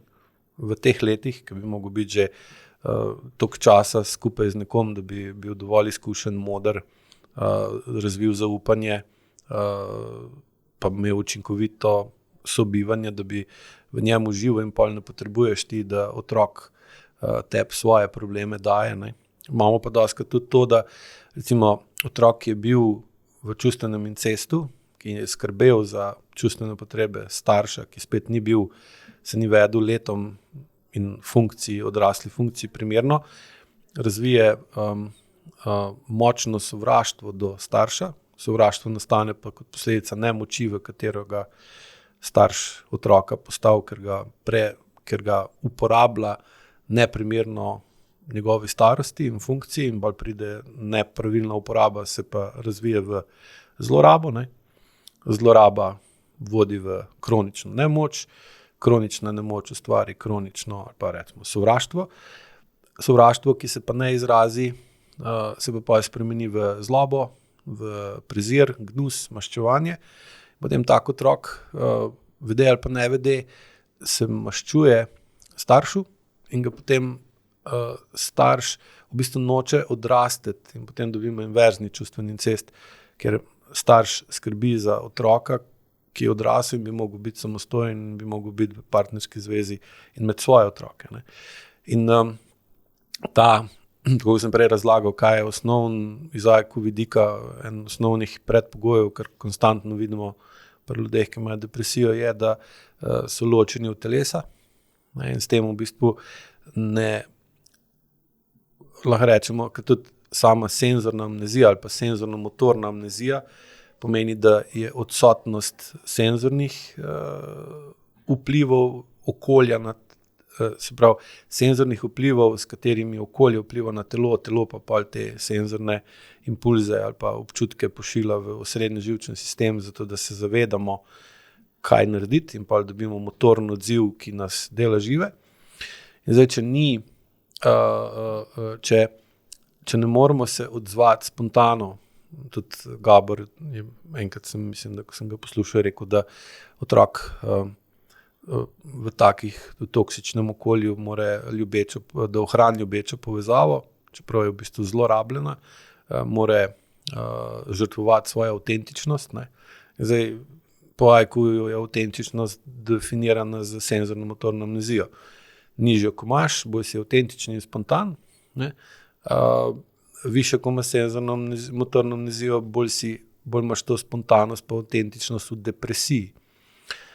In zdaj, če moraš ti skrbeti za starša kot otrok, pomeni, da greš v nemoč, da si v stiski, da je jakost čustev, s katerim starš vpliva na tebe, bistveno nad tvojo sposobnostjo obdelovanja čustev pa primerne čustvene reakcije, postane zelo neučinkovit v uporabi čustev, še posebej, ker se učiš neučinkovito uporabe čustev od starša, ki zaradi neučinkovite uporabe čustev nima primernega partnerskega odnosa in pa sploh nastane čustveni incest, da čutiš v telesu toliko enih močnih negativnih občutij, od bolečin do brezupa, do panike, tudi do evforije, ko ti recimo starš naklon pohvalo, pa dejansko si z njim v čustvenem incestu, ti pa vse, kar starš ti da, na to odreagiraš pretirano. Pa spet dobimo tisto manijo, evforijo pa hiperaktivnost, ki se potem spremeni v kontrast v depresijo, je, da enostavno, če hočeš biti v čustvenem incestu kroničnem, dlje časa, ne moreš ohraniti stika s telesom in ne moreš čutiti telesa, ker če bi čutil telo, bi preveč jasno začutil, da to, kak odnos ima s staršem, ni dober in bi ga prekinil, sam ne moreš, ker si pač od njega odvisen. Tako da čustveni incest je direktno povezan z odtujenostjo od telesa, odtujenost od telesa pa povečuje verjetnost za depresijo. Tako da imaš pa spet posledice, vzrok pa posledico. Ne. Pa občutki krivde so velikokrat nepovezani, ko je čustven incest. Ne vem, recimo, da si star 40 let, pa greš v nedeljo na kosilo k staršem, pa ko greš, ko se peleš domov, imaš pa kar občutke krivde, joj, ko sem šel od doma, joj, bi še malo, kakšno uro bi pa lahko še bil, ali pa lahko bi prespal. A ne, tudi če to ti lahko pove, da verjetno nekaj ne štima. Ja, sicer ni nujno, da je problem sam na strani staršev, ker lahko je tebi lepš, ko greš staršem domov na kosilo, ko pa si v soboto doma na kosilu pri sebi doma. In pa seveda, ker tukaj pravi, ko uporabljamo eno osnovno načelo, lahko rečemo fizikalno, da tisto, kar je učinkovito, nas privlači, tisto, kar je neučinkovito, nas pa odbija. In zdaj, če se recimo počutimo na kosilu starši boljš, ker smo jih navajeni, znano okolje, znani vonji, znani okusi in tako naprej, ali pa ustvarimo iluzijo, koliko nam je bilo lepo v otroštvu, ne? In pa hrepenimo po nostalgičnim, postanemo nostalgični in podobno, je to, da se slabo počutimo ali pa imamo občutke krivde, ko gremo iz kosila nazaj domov, lahko povezano s tem, da je staršem slabš, ker smo šli, ker ostaneta en z drugim in pa greta v tisto pač kronično ponavljanje nekega odnosa, kjer sta nezadovoljna z en z drugim, ne trpita en druga, ne dotikata se, ne objemata se, ne poljubljata se, nimata intimnega, ker zdaj zmeri več je recimo parov, ki nima intimnih odnosov več let ali pa sploh. To seveda spet se vodi v večjo verjetnost depresije, ker če nimaš intimnih odnosov, ne samo spolnosti, ampak nasplošno, ne moreš biti srečen, ne, ker problem serotonina ali pa serotonin kot tak pa ne bi bil povezan z srečo, z zadovoljstvom. In zdaj, če ti dejansko nisi zadovoljen, ne moreš imeti zdravo raven serotonina v možganih in pa seveda gre vse skupaj, se spet vodi v neravnovesje, ki se lahko razpele v depresijo. Torej, lahko ti dejansko čutiš, da starša nočeta, da greš domov, ker ima je manj težko biti en z drugim, ko si ti tam, ker je pa za sabo takoj potegne, da je to zloraba otroka ali pa njegove družine, tudi vnukov. Ne. Lahko je pa tudi, da je tebi kot njihovem sinu ali pa hčerki, da ti je bolj učinkovito videti pri njih na kosilu, kot pa doma pri sebi. Sploh, če si recimo sam, si se ločil, pa nimaš nobenega in priješ domov v prazno stanovanje in pa ni čudno, da imaš neprijeten občutek, ko greš od staršev nazaj domov. Ne. To je spet, nikoli nisem en odgovor, je vedno večjih, zato je treba pa tudi si spet vzeti čas, pa spraševati, pa opazovati, da dobiš pol večjo globino ali pa večjo globino in širino tega, kar se v bistvu dogaja, da lahko daš pol primeren mnenje ali pa nasvet. Ja, ni črno-belih odgovorov za... Ja. Zdaj sem malo razmišljala, kaj je bilo tisto, kar je recimo meni pomagalo, ne? Tako si že rekel, okay, boljši stik s telesom, boljše izražanje čustev, boljši partnerski odnos, pa tudi boljši stik s preteklostjo. Ne? Jaz sem se ful ukvarjala z kaj se je dogajalo, ker jaz sem imela sploh po očetovi strani je bilo tako, pač on je bil in tam ni bilo nič od zadaj, ne? On je pač nekako nastal. In mi je v bistvu tudi to, ko sem šla poraziskovati, pa delati drevo, pa še zmeraj ga dopolnjujem, mi daje tisti nek občutek, od tam smo prišli, to vse sem jaz. In mi daje to res tisti nek občutek, ok, zdaj vem malo bolj, kdo sem, pa iz kje izhajam. Zdaj tudi ta neka nedavna dognanja in iz epigenetike in celične biologije pravijo, da bi vsaj 3 generacije mogel preučiti, ko recimo preučuješ vzroke za depresijo. Ne? Ja, sej, to je to. Ker tvoja preteklost v bistvu določi, kako so bili tvoji predniki učinkoviti v reševanju problemov in pri prenosu teh vzorcev vedenja iz ene na drugo generacijo in seveda zraven tudi prenosu medgeneracijskih travm iz ene na drugo generacijo pridemo do tega, da če so oni bili neučinkoviti v reševanju problemov in jih je bilo tega sram, zdaj, če si neučinkovit v reševanju problemov, se postopoma lahko ustvarijo taki problemi, da so toliko veliki, da jih hočeš skriti. Recimo to, ko si rekel, da ne veš, kaj je bilo, da je oče kar padel z lufta dol. Ne? Torej, veš, da je bil, da je imel svojo preteklost, ker noben ne nastane kar tako. In zdaj, če te preteklosti ne poznaš, verjetno niso ponosni bili na njo. Torej, to kaže, da tvoji predniki po njegovi strani takrat niso bili dovolj čustveno zreli in učinkoviti v reševanju problemov, zaradi takih ali drugačnih razlogov, lahko tudi niso mogli biti bolj učinkoviti v reševanju problemov, ker so živeli v takih časih, da pač je bilo možnosti, da bi našel učinkovito rešitev veliko manj kot danes. Sem spet, če ti nimaš v sebi tega, da lahko vidiš problem takšen, kot je, to spet dvig čustvene zrelosti omogoča večjo sposobnost, da vidiš resnično stanje. In resnično stanje, boljša določitev resničnega stanja, ti pa daje večjo verjetnost, da boš našel pravo rešitev. Kot pa če je stanje popačeno ali pa izkrivljeno ali pa na nek način, ali pa rečeš si vse ok, pozabiš, kaj je bilo, obrneš nov list, ful velikrat rečejo, samo če obrneš nov list, moraš zavedati, da je ta list zvezan v knjigo. In da je v tej knjigi še, da so listi, ki so popisani pred tabo. In seveda, če si predstavljaš, da bi pisatelj napisal knjigo, kjer bi bil vsak list za sebe napisan in ne bi nobene veze z unim prej, pa z unim naslednjim, ali bi tako knjigo sploh hotel brati.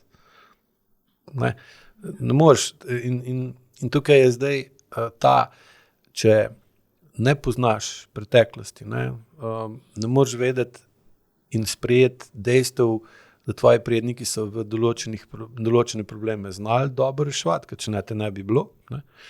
Določenih pa ne.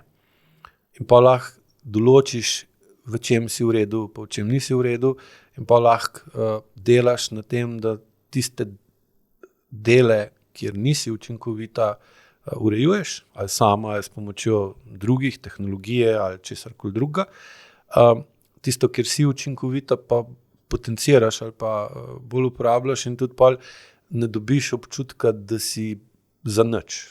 Kot je to dostikrat pri depresiji, ne, ker so toliko razočarani in pretiravajo v občutku, da za nič niso v redu, da je vse brez veze, da se težko zjutraj vstaneš. Ne.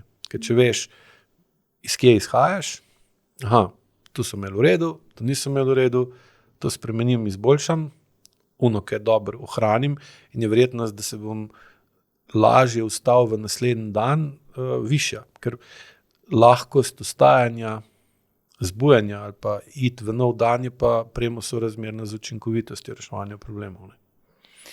Bi dala zdaj še en konkreten primer, ki bo pokazal malo, kako te medgeneracijske travme delujejo.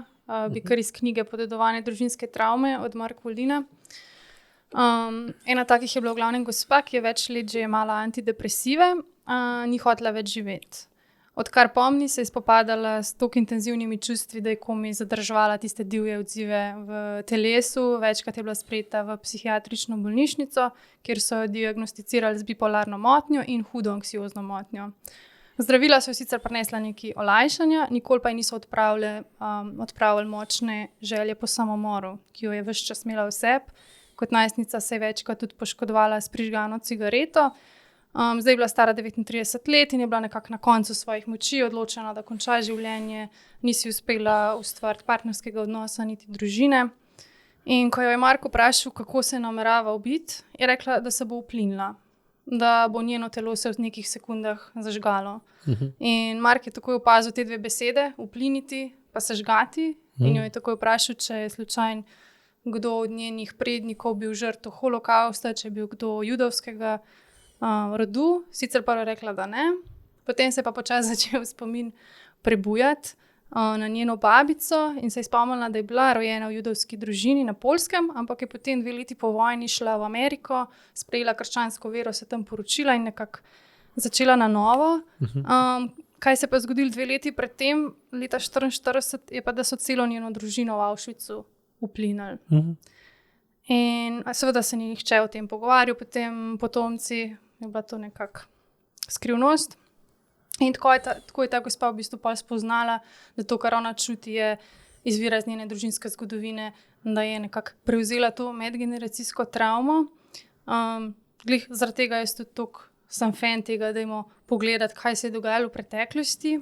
Je pa res, da samo to razumsko spoznanje je redko dovolj potem za nek trajen premik. Tle pa pride potem AIQ, ki se pa ukvarja s tem, kar sva tudi že danes govorila, ne? Telesni konkreten premik. Ja, ko delaš vajo, opaziš, da se ne počutiš tako, ko bi bilo logično, da bi se počutil, če bi na tebe vplivali samo tisto, kar se dogaja v tem trenutku, ko delaš vajo. Prav, si v sobi, imaš mir, je vse okej, si na varnem, imaš čas, ležiš, premikaš telo v določene smeri, v določene načine in se ti začne nižati mišičen tonus, ker se pomirjaš s takim gibanjem. Ne? In pol nižji mišičen tonus pa vedno težje zadržuje premik potlačenih spominov, pa čustev, pa dogodkov proti površini telesa in s tem se vedno bližajo bolj zavesti. In pa začneš čuden gledati, zakaj te pri recimo rahlem premikanju nog, ne, začne celo telo boleti. Ali pa ti začne zebst, ali pa ti rata vroče, ali pa te začne, recimo včeraj sem jim vodil pozitiven lok hrbta na programu, ki so pač rahlo potisnili ramena v tla, počasi povečali napetost v ledvenem delu, da so rahlo ukrivili hrbtenico, medenico nagli naprej proti petam in čist malo napeli stegna, da so stopali malo lažji. To je bilo vse. In pa komentarji po vaji, glava me boli, da bom znorela, rame me bolijo, komaj sem se vstal. In pa jih vprašaš, mislim, zakaj ne? Kaj je bilo takega? Ležali ste v miru, ležali ste na trdnih, varnih tleh, bilo vam je toplo, bili ste na varnem. Delali ste gib, ki ni na noben način ne boleč, ne nevaren, ne zahteven, ne naporen, sem pač rabili ste razmišljati, kako premakniti določen del telesa v določeno smer na počasen, umirjen, zavesten način. Torej ni bilo tudi, da je hiter naredi 20 ponovitev v, minuti. To bi rekel, to je pa čisti stres, ne, logično. In pa moraš sprejeti dejstvo, da je v tvoji preteklosti bilo nekaj ali da se je dogajalo nekaj, kar še zmeraj vpliva v na tebe na negativen način v tvoji sedanjosti, čeprav sedanji trenutek nima negativnega vpliva na tebe, ko delaš vajo.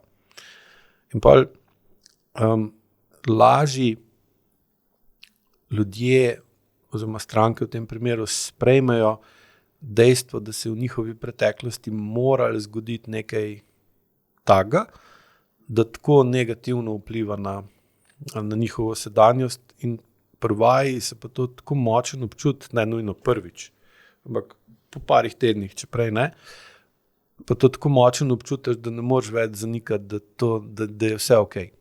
To sem že prvič videl že prej, ko sem imel delavnice, šel tukaj v Ljubljani, ker vedno je bilo, kaj za mene, 20 pa 30%, ki so prišli na delavnico in so tako prišli veselo povedati mi, ja, veste, jaz sem prišel ali pa prišla na delavnico, ker vse je v redu z mano, nimam nobenih kroničnih problemov, ampak radovednost, rada bi videla, kako to izgleda. Ok, v redu, super, hvala, ne, ko ste prišli, kar vlešte se, pa bomo začeli, ne, in pa točno te vsi isti ljudje so pa na koncu delavnice, bi že doskrat med kosilom, ko smo imeli pauzo, stali, pa so sprašvali, veste, sem pa to, pa uno, pa zakaj se tako počutim, in pa so v bistvu spoznali, ne, da nimajo kroničnih problemov, ampak da so mislili, da nimajo kroničnih problemov, ne, in so ločili zavest v taken mehurček, ne. In tukaj pa spet pridemo do leve pa desne možganske poloble, ne. Ker leva možganska polobla, ker je fokusirana na lov, je fokusirana v prihodnost. Prav, nekaj moram uloviti, torej me zanima, kaj delam zdaj, pa kaj bom naredil čez par sekund, par minut, par ur, na več že skoraj ne. In leva se ne mara ukvarjati s preteklostjo, to je za njo brez veze. To je izguba časa, to bi ovirajo pri delovanju osnovne funkcije, se pravi moč, manipulacija, uporaba, ne. To so stvari, ki so zdaj v sedanjosti in vplivajo na prihodnost. Druga stvar, ki ima leva polobla, to, da deluje na zaporeden način, kar pomeni, da niti nima neke kapacitete široke analize podatkov, ampak deluje bolj tako kot enosmerna cesta. Sprav, ni ko avtocesta ali pa štiripasovnica. Ja, pač lahko obdeluje podatke, ampak podatki se morajo iti en za drugim. Ne? Desna možganska polobla obdeluje pa vzporedno. Ne? Zdaj, če hočeš ti v razumevanje svojega sedanjega stanja vključiti preteklost. Preteklost je pa, ker mi, če gledaš z tega čist geometrijsko, smo mi v sedanjosti na vrhu piramide, ki se pol širi dol na vse strani, in nisem čisto prepričan, ali je 5 generacij ali 7 generacij nazaj, če gledamo, pomeni, da je na naše življenje v sedanjosti vplivalo 256 ljudi, ki so živeli pred nami in so morali imeti otroke, da smo mi sploh zdaj na vrh piramide. In zdaj, če ti razmišljaš iz vidika leve možganske polovice, ona gleda naravnost naprej. In je ona na vrh piramide in gleda gor, in jo ne zanima nič, kaj je okrog nje. Če bi morala pogledati dol v tla, pa bi videla, koliko je tega pod njo, pa kaj vse se je moralo dogajati v preteklosti, da sploh zdaj obstaja, je to za njeno zaporedno delovanje, je to, ko bi hotel recimo promet iz ljubljanske obvoznice spraviti na neko ozko lokalno cesto. Kaj se zgodi, zabije se vse in ne bi se nikamor premaknili. Ker desna možganska polobla, ona deluje pa vzporedno. Se pravi, tako kot da imaš 4, 6, 8 pasovnico in ima bistveno močnejšo, večjo sposobnost, da analizira preteklost z vso kompleksnostjo, ki je odzadaj, in potem lahko s temi ugotovitvami vpliva na levo, da leva ne naredi kar nekaj v prihodnosti, v sedanjosti, ampak nekaj točno določenega, se pravi, da na tvoje delovanje v sedanjosti vplivajo izkušnje iz tvoje preteklosti. Tudi je pa čisto logično, glede na to, da živimo v času in okolju, ki je dominantno kontrolirano z leve možganske polovice, da nam je preteklost odveč, da nas utruja, upočasnjuje, in seveda pa se pa ne moramo učiti iz napak. Zdaj, eno od osnovnih AIQ načel je, da če ne poznaš svoje preteklosti, si obsojen, da boš ponavljal napake. Če boš ponavljal napake, ne moreš biti učinkovit. Bolj kronično ponavljaš napake, ker leva ne more ne narediti, če ni z desno soočena s preteklostjo, pa je ne razume. Za razumevanje preteklosti rabiš pa spet višjo čustveno zrelost. Višjo čustveno zrelost pa ne moreš imeti, če nimaš nižje senzorno-motorne amnezije, kar pomeni, da moraš spet delati vaje. In si spet ujet v ta krog, ki ga lahko sicer greš ven iz njega, sam pod določenimi pogoji. Čeprav ljudje, ki nimajo časa, bi pa radi čim hitrej. Sam, če hočeš nekaj čim hitrej zrihtati, pa AIQ sploh ni primeren pristop. In zdaj,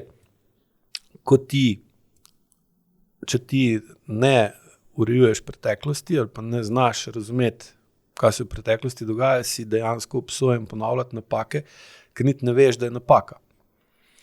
In pa si kronično neučinkovit, to smo že prej pogruntali ali pa povedala, da kronična neučinkovitost poveča verjetnost za depresijo. In pa tudi uporaba zdravil pomaga, če ne dviguješ, če tisto okno priložnosti, ki ti jo antidepresiv da, ki se počutiš boljš, dobiš energijo, ne uporabiš za dvig učinkovitosti reševanja problemov, pa lahko hitro prideš iz uporabe teh zdravil v izrabo, iz izrabe pa v zlorabo. In pa imaš pa zlorabo zdravil, ki pa spet povzročajo pa stranske učinke pa škodo. Jaz sem pa že veliko slišala, da ljudje, ko nekaj časa delajo AIQ vaje, da se jim počasi spomini tudi na otroštvo. Začnejo bistriti.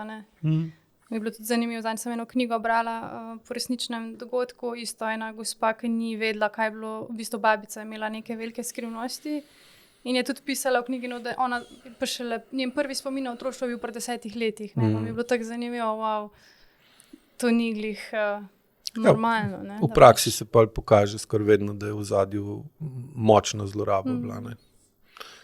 In pa se odtujiš od telesa, huda travma pa spet seveda vpliva tudi na hipokampus, pa na dolgoročen spomin, ki se skrč vse skupaj in pa si težje zapomneš in pa so taki ljudje še bolj zmedeni, pa imajo občutek manj vrednosti, pa nevrednosti, pa neučinkovitosti in pa se pa ne znajo postaviti mej, ne znajo določati, kdo sem jaz, pa kdo si ti.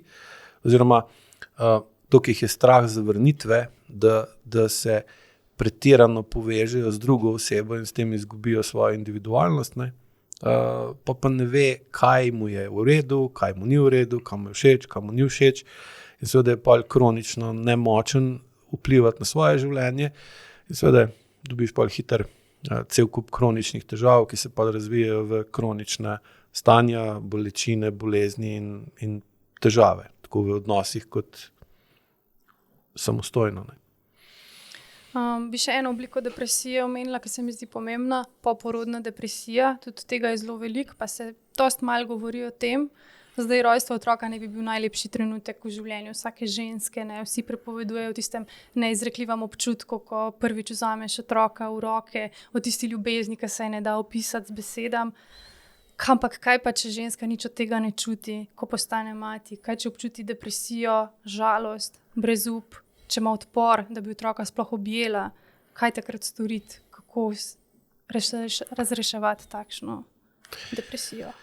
Ja, zdaj, deloma tukaj lahko rečemo, da je že na en način pozno.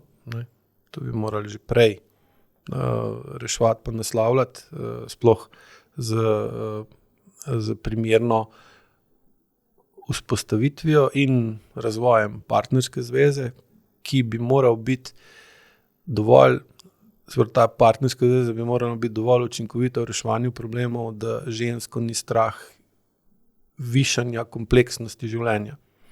Zdaj, če ti že, ko nimaš otroka, komaj dohajaš, pa se kar naprej opotekaš iz enega problema v drug problem, pa moraš biti na kavi, na cigaretih, na energetskih napitkih, na takih ali drugačnih načinih, da se umiriš prisilno ali pa tako, pa tem dodaš še otroka, ne? Ker otrok pa dvigne kompleksnost življenja odrasle osebe, ki iz odrasle osebe se spremeni v starša, ne? To se pa kompleksnost dvigne za nekajkrat.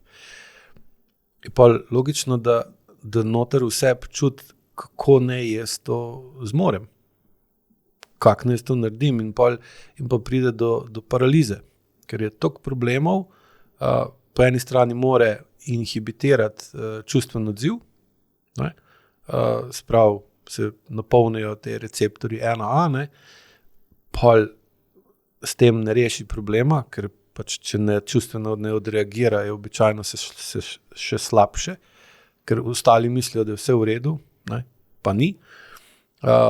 V notranjosti telesa njen avtonomen živčni sistem deluje na simpatičnem stanju, ker se boji, jo skrbi, torej gre v boj ali beg. Za otroka, ki se razvija v njeni maternici, je simpatično stanje avtonomnega živčnega sistema mame zelo slaba novica, sploh če je kronično povišeno, ker pa to je vedno več tudi raziskav, ki dokazujejo, da pač ta kronično povišena delovanje, simpatično delovanje avtonomnega živčnega sistema negativno vpliva na razvoj zarodka, ne. Pa se otrok rodi, ko pa ne zdaj, ne, in je gre v tako paralizo delovanja, da gre pa v poporodno depresijo, ne. Zdaj, ena od stvari, ki pa po mojih izkušnjah najbolj vpliva na to, kakšno bo stanje mame po porodu, je pa koliko dejansko njeno telo ali pa še posebej njen trup, trebušna votlina, lahko vpliva na delovanje njenega uma. Zato pa spet pridemo na levo pa desno možgansko poloblo, ne. Ker kvalitetno povezavo z recimo trebušno votlino in z vsem, kar se dogaja v njej, ima desna možganska polobla, leva je pa v bistvu bolj ločena od telesa, na levo možgansko poloblo bolj vpliva propriocepcija, to se pravi površinsko zaznavanje ali pa tako imenovan ta bolj sodoben živčen sistem, tak, ki se je razvil na koncu, ne, dočim na delovanje desne možganske polovice ali pa poloble bolj vpliva ta star interoceptičen sistem, nemielinski, ki prihaja od znotraj, ne. In zdaj ta intuicija, ne, ki je pri ženski, pri mamici ali pa pri materi toliko pomembna, da lahko začuti, kaj je z otrokom, ne, izhaja iz telesa, iz trupa in iz desne možganske polovice. In zdaj, če ženska nima, če ima recimo visoko senzorno amnezijo, kar pomeni, da je vpliv njenega telesa na njeno zavest ali pa na delovanje možganov zmanjšano ali pa popačeno, izkrivljeno, se ne more zanesti na svoje občutke in pa je otrok za njo še veliko večji stres. Kot, sicer zelo banalno, ampak če si predstavljaš, da dobiš, pa ne, da zdaj primeram pralni stroj z otrokom, ne, ampak predstavljaj si, da dobiš pralni stroj, ki ga nisi še nikoli prej uporabljala, sprav, recimo, eno raziskavo letos videl, da že več kot 45% mladih mamic v zahodnih državah ni nikoli prej previl otroka, predno so ga same imele. Ko včasih je bilo tako, ko je bilo otrok velik, ne, pa velike družine so bile, že predno je ženska rodila, je mogla rihtati nečake, brate, sestre, gor dol in je, ko so te recimo patronažne sestre, pa te, ki učijo mlade mamice, imajo zelo, da ne znajo otroka previti, ne. In zdaj, če gledaš, če bi ti nikoli ne bi še imela posla s pralnim strojem, pa bi dobila pralni stroj, pa ne bi dobila navodil za uporabo. Ali pa bi bila navodila za uporabo v kitajskem jeziku ali pa v čirilici, ti pa tega ne znaš brati. Ali bi tebi ta pralni stroj dal več stresa ali manj stresa, ne. Lahko gledamo tudi, ko ženska otroka rodi, nima pa dobre podlage, nima dobre povezave med svojim telesom, svojo notranjostjo in svojo zavestjo, pride do tega, da otrok, ki vpliva na njo, ne pride z svojim vplivom do njene zavesti in pa ona v bistvu ne ve točno, kaj naj s tem otrokom naredi, oziroma mora predvidevati, kaj naj bi naredila. In pa seveda pride do tega, da je otrok tak stres, da je kroničen stres in pa seveda gre lahko v kronično depresijo. Pa je pa še drug problem, ki je pa spet je povezan na njeno mamo, ne? Na mamo od te, ki je zdaj mamica, je pa to, da ženske takrat, zapravo v 70-ih ali pa 80-ih letih prejšnjega stoletja, zelo pogosto niso v resnici hotele imeti otrok, ker so hotele živeti, so hotele imeti kariero, so hotele videti svet, so hotele biti drugačne od njihovih mam. Njihove mame so še bile, ko so rojevale prejše, ne, se pravi v 50-ih, 40-ih, 50-ih letih, takrat je bilo šovno, nimaš kaj spraševati, pač tvoja naloga je, da si mama in če nisi mama, je pa s tabo nekaj narobe. In pa po drugi svetovni vojni ali pa tam v 60-ih se je začelo to spreminjati in pa je vedno več žensk, recimo, ko delam, pa jih sprašujem te stvari, povejo, da ona je hotela uživati, ona je hotela se imeti fajn, ne pa je rekla, drugič sem imela spolni odnos, pa sem zanosila, ker tablete niso prijele, ne. In pa kva zdaj? In taka ženska ni bila blažena, ko je dobila otroka v naročje 9 mesecev kasneje, ampak je pač imela, kaj pa ne zdaj, ne. In ta otrok, ki ga je imela takrat pri sebi, ni čutil navdušenja, zadovoljstva, pomirjenosti, parasimpatičnega stanja mame in pa seveda se odpor tega otroka, ko odraste, da ima svojega otroka, sam še povečuje. Zdaj, če tega se ne zaveda, teh povezav, ne, je pa luno, ko smo se prej pogovarjali, ne moreš ne ponavljati napake, če ne veš, da je napaka. In pa se ta količina teh poporodnih depresij, pa ker zdaj ženska ima lahko na zavestni ravni, si ful želi otroka. Dejansko na telesno podzavestni se ji pa upira imeti otroka in pol je tudi težave v nosečnosti in zanositvijo in po porodu so tem primerno večje, ker je v bistvu pride do nasprotja interesov, ki jih ona ima. Ali pa glih sem imel tudi včeraj na individualni gospo, ki je v bistvu se rodila kot tretji otrok, 9 let za drugim otrokom. In je bilo, da je bila skozi bolj navezana na očeta. Z očetom je imela ful kao dober odnos, z mamo pa ne. In ko sem jo vprašal, kako pa to, da je bilo med njo pa med njenim starejšim bratom 9 let razlike, je rekel, da mama ni hotela več imeti otrok, ampak da je oče hotel imeti še enega in pa so ga pač imeli. In zdaj si lahko predstavljaš, ali bo taka mama navezala, imela globoko čustveno povezavo s tem otrokom, ki je bil na nek način usiljen, ki je hotel mož imeti, in pa seveda je otroka čim prej dala možu. In pa se je ta punčka že kot majhna je bila več v graži po delavnici, ko pa gor v kuhinji z mamo. In seveda se je pa naučila pomagati očetu in dejansko razviti moško vedenje, ne. Sem pa imela pa velike težave z tem, kako imeti otroke, ker v bistvu je čutila iz sebe, da ona sploh ne ve, kva naj z otrokom naredi, ne? Ker ona sama ni mogla od svoje mame dobiti izkušenj pa vzorcev vedenja, kako otroka imeti rad, pa si ga želeti, pa biti do njega, ga ceniti, ker njeni. Predstavljaj si, da ti nekdo nekaj prinese, ki ti nočeš in zdaj ti to moraš imeti, kak boš imel odnos do tega, prijeten, neprijeten, odveč ti bo, ne. In zdaj, če je to naprava, recimo, da je to, ne vem, avto, okej, avto nima čustev. Če pa to živa stvar, pa naj bo pes, mačka ali pa otrok, ne, bo pa se bo ta odnos, ta travma upiše noter v njega in gre pa z njim do njegove smrti, razen če se ne spremeni s pristopi, kot je recimo tudi AIQ. Zdaj, če že govorijo o depresiji, se mi zdi, da moramo tudi še omeniti slovensko težavo z alkoholizmom. Vemo, da smo tudi nekje zmagovalci, kar se tiče števil smrti v Evropi povezanih z alkoholom. Tudi alkoholizem kaže na neko depresijo, na neke občutke, s katerim se ne moremo soočati. Ti pri težavah z alkoholom daješ pa veliki pomen na žensko vlogo v družini.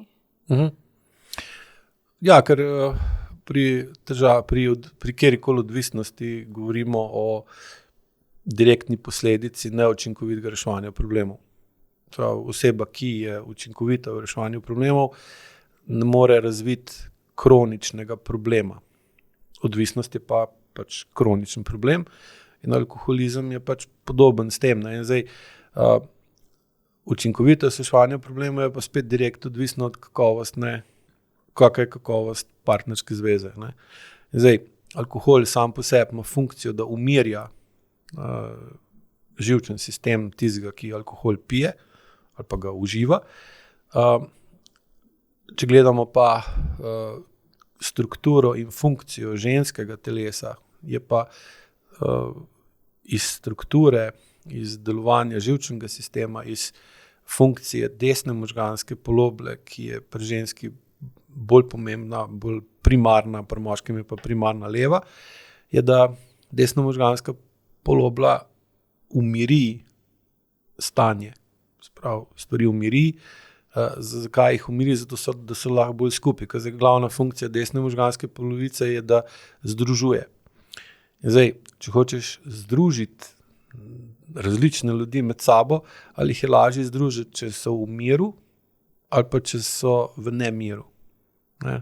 Ali pa če karkoli gledaš, če hočeš nekaj združiti, pa je živo, pa migota, pa ne da mir, hoče iti narazen, hoče iti navzven, gre v ekspanzijo. In zdaj bolj, ko je nekaj nemirnega, bolj rine v ekspanzijo, bolj, ko je nekaj umirjeno, bolj hoče biti skupaj.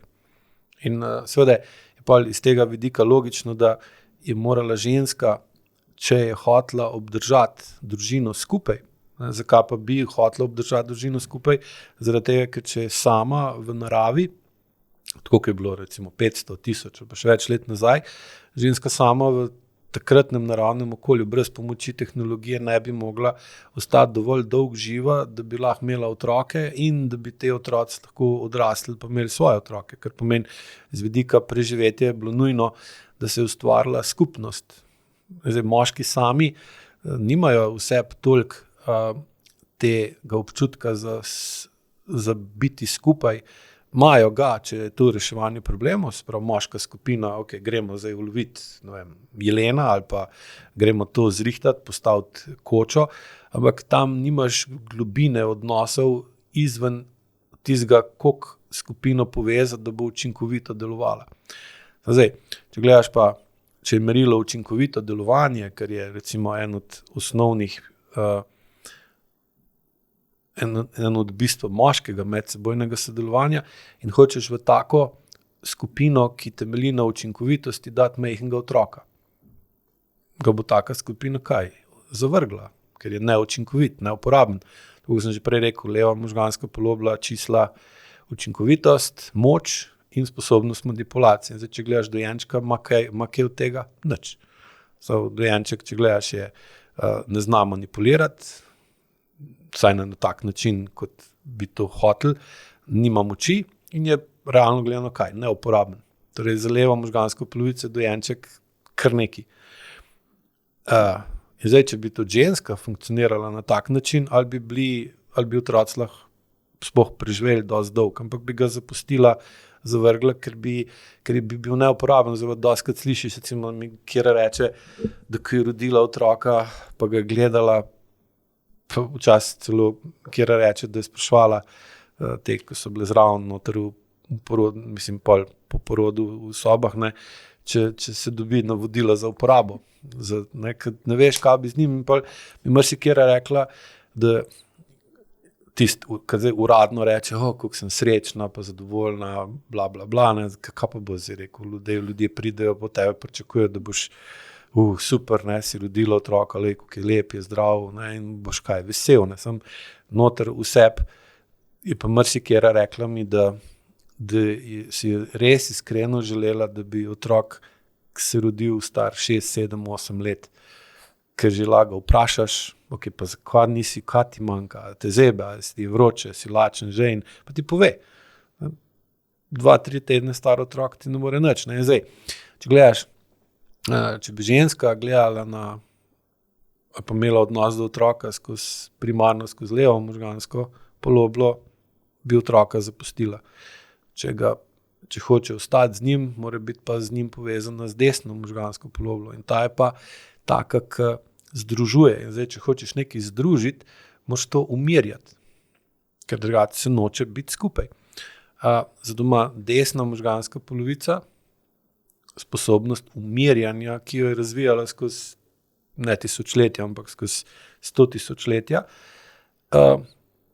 In seveda je potem tudi funkcija ženske na moškega, najprej kot matere na sina, ki je majhen, ki ni nikoli ono, da bi mama znala super sina pomiriti, ali pa umiriti, ampak imeti umirjeno družinsko okolje, v katerem bi se sin razvijal, in pa bi se on zaljubil v eno žensko, ki je pa živo nasprotje, ki se nikoli ne zaljubiš v to, ki mora biti podzavestno žena, podobna mami. In da ta ženska pa ne zna moškega umiriti in se mora pa moški umirjati z alkoholom do te mere, da postane odvisen od alkohola / alkoholik. Tudi vedno se pri alkoholizmu da videti, da je bilo več žensk v življenju tega moškega, se pravi partnerka, mama, ponovadi je tudi še stara mama ali pa še kdo nazaj, takih, da so zaradi objektivnih razlogov, ki so včasih da boš ti, ki je lakota, je vojna, je nesigurnost, ne veš, ali bo mož prišel domov ali ne bo prišel domov, ki je šel, ne vem, na lov, je šel na morje, je šel ne vem, v vojsko, ali pa kamorkoli. In takrat si tako kronično napet, da desna možganska polobla ne deluje dobro več in pol ženska povsem logično izgubi sposobnost, da umirja družino. Niti ne čuti, da družina ni umirjena. Misli, da je, ali pa jo reče relativno je umirjena, ker je manj nemirna, kot je bila prejšnja družina, kar pa ne pomeni, da je umirjena. Ne? In pa se moški, ko pride iz take, recimo, toksičnega okolja svoje izvorne družine in pol je v podobno družino ustvari tudi svojo partnerko, potrebuje nekaj, da umiri svojo jezo in svoj bes. Ne? Ker zdaj, glavna razlika med moškim in žensko je pa ta, da ženska na stres primarno odreagira s strahom, ne? Moški pa z jezo. Zdaj, če imamo kroničen stres oziroma kronično neučinkovitost v reševanju problemov, bo moški vedno bolj jezen, žensko bo vedno bolj strah. In bolj, ko je žensko strah, težje umiri moškega. Bolj, ko je moški nemiren, bolj je jezen, bolj je nevaren za žensko. In pa je treba nekaj narediti, da se ta jeza pomiri ali pa pogasi ali pa utopi. Pa zdaj samo vprašanje, ali gasi jezo, ali bes, ali pa gnev, ker pa še hujš, pa se to še razvija, da gre v prezir, pa gre v gnev in ženska, ko čuti, da v moškem raste gnev pa prezir do nje, koga bo pomirila. Ne? Se pravi, in pa se moški, in pa se lahko tudi ženska, ki je vedno več tega, tudi pri ženska samo ona to znajo bolj skrit kot moški, ker seveda tudi bolj obsoja žensko, ki pije, kot moškega, ki pije, ker je spet ta neenakost. Ženska v bistvu ustvari distanco, se odmakne od moškega, ker seveda tudi sama razume ali pa čuti, da če se mu približa, pa naredi nekaj narobe, da lahko poč. In zdaj, če moški poč, je za žensko smrtno nevaren, ker je veliko močnejši od nje, v večini primerov. Ne? In tudi moški je že po naravi bolj impulziven, ženska je pa bolj kompulzivna in pa se med njima ustvari distanca. In pa seveda je tega socialnega vpliva, pa pomirjanja, pa medsebojnega zaupanja vedno manj, partnerska zveza je zaradi tega vedno manj učinkovita, kroničnih problemov je vedno več in je pol potrebe, da se on v narekovajih umirja, da lahko prenese biti z njo ali pa biti v tej družini, biti v tej firmi, je pritisk na to, da pride do zlorabe alkohola ali pa česarkoli drugega vedno več. V tem kontekstu je, da ženska ima zelo močen vpliv na to, ali bo moški alkoholik ali ne, najprej mama od njega, pa še seveda partnerka od njega. In z dvigom čustvene zrelosti ženske v partnerskem odnosu je možnost, da se počasi ona vedno bolj zaveda sebe in pa se vedno bolj zaveda tudi, kakšen je on in pa bolj tudi njega razume in pa ga začne vedno bolj pomirjati. Zdaj, če še on gre v to, da se on tudi uči IQ, pa še on pri sebi to spravlja na boljše, itak super, kar ne pomeni nujno tudi, da bosta pol ostala skupaj, ker lahko v tem procesu ugotovita, da imata pač nepremostljive razlike, ki sta jih prej na druge načine recimo potlačila, on z alkoholom ali pa z odvisnostjo od dela ali pa odvisnostjo od športa ali pa od nečesa, ona pa na druge načine, ampak vsaj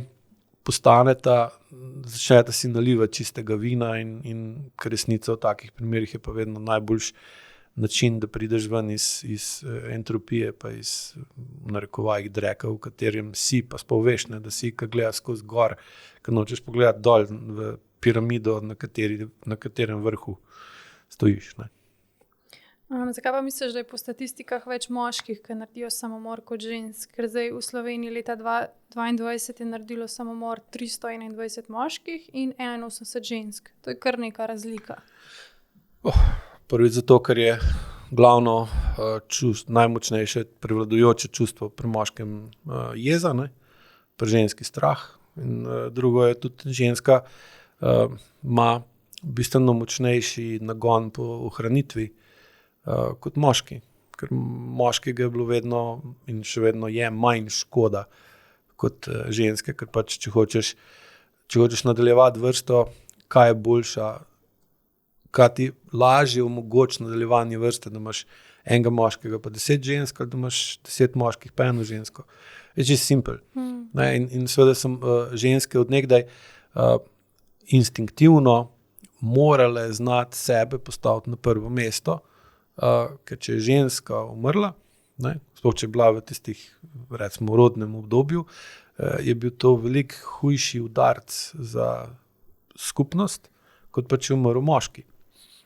In seveda je potem ta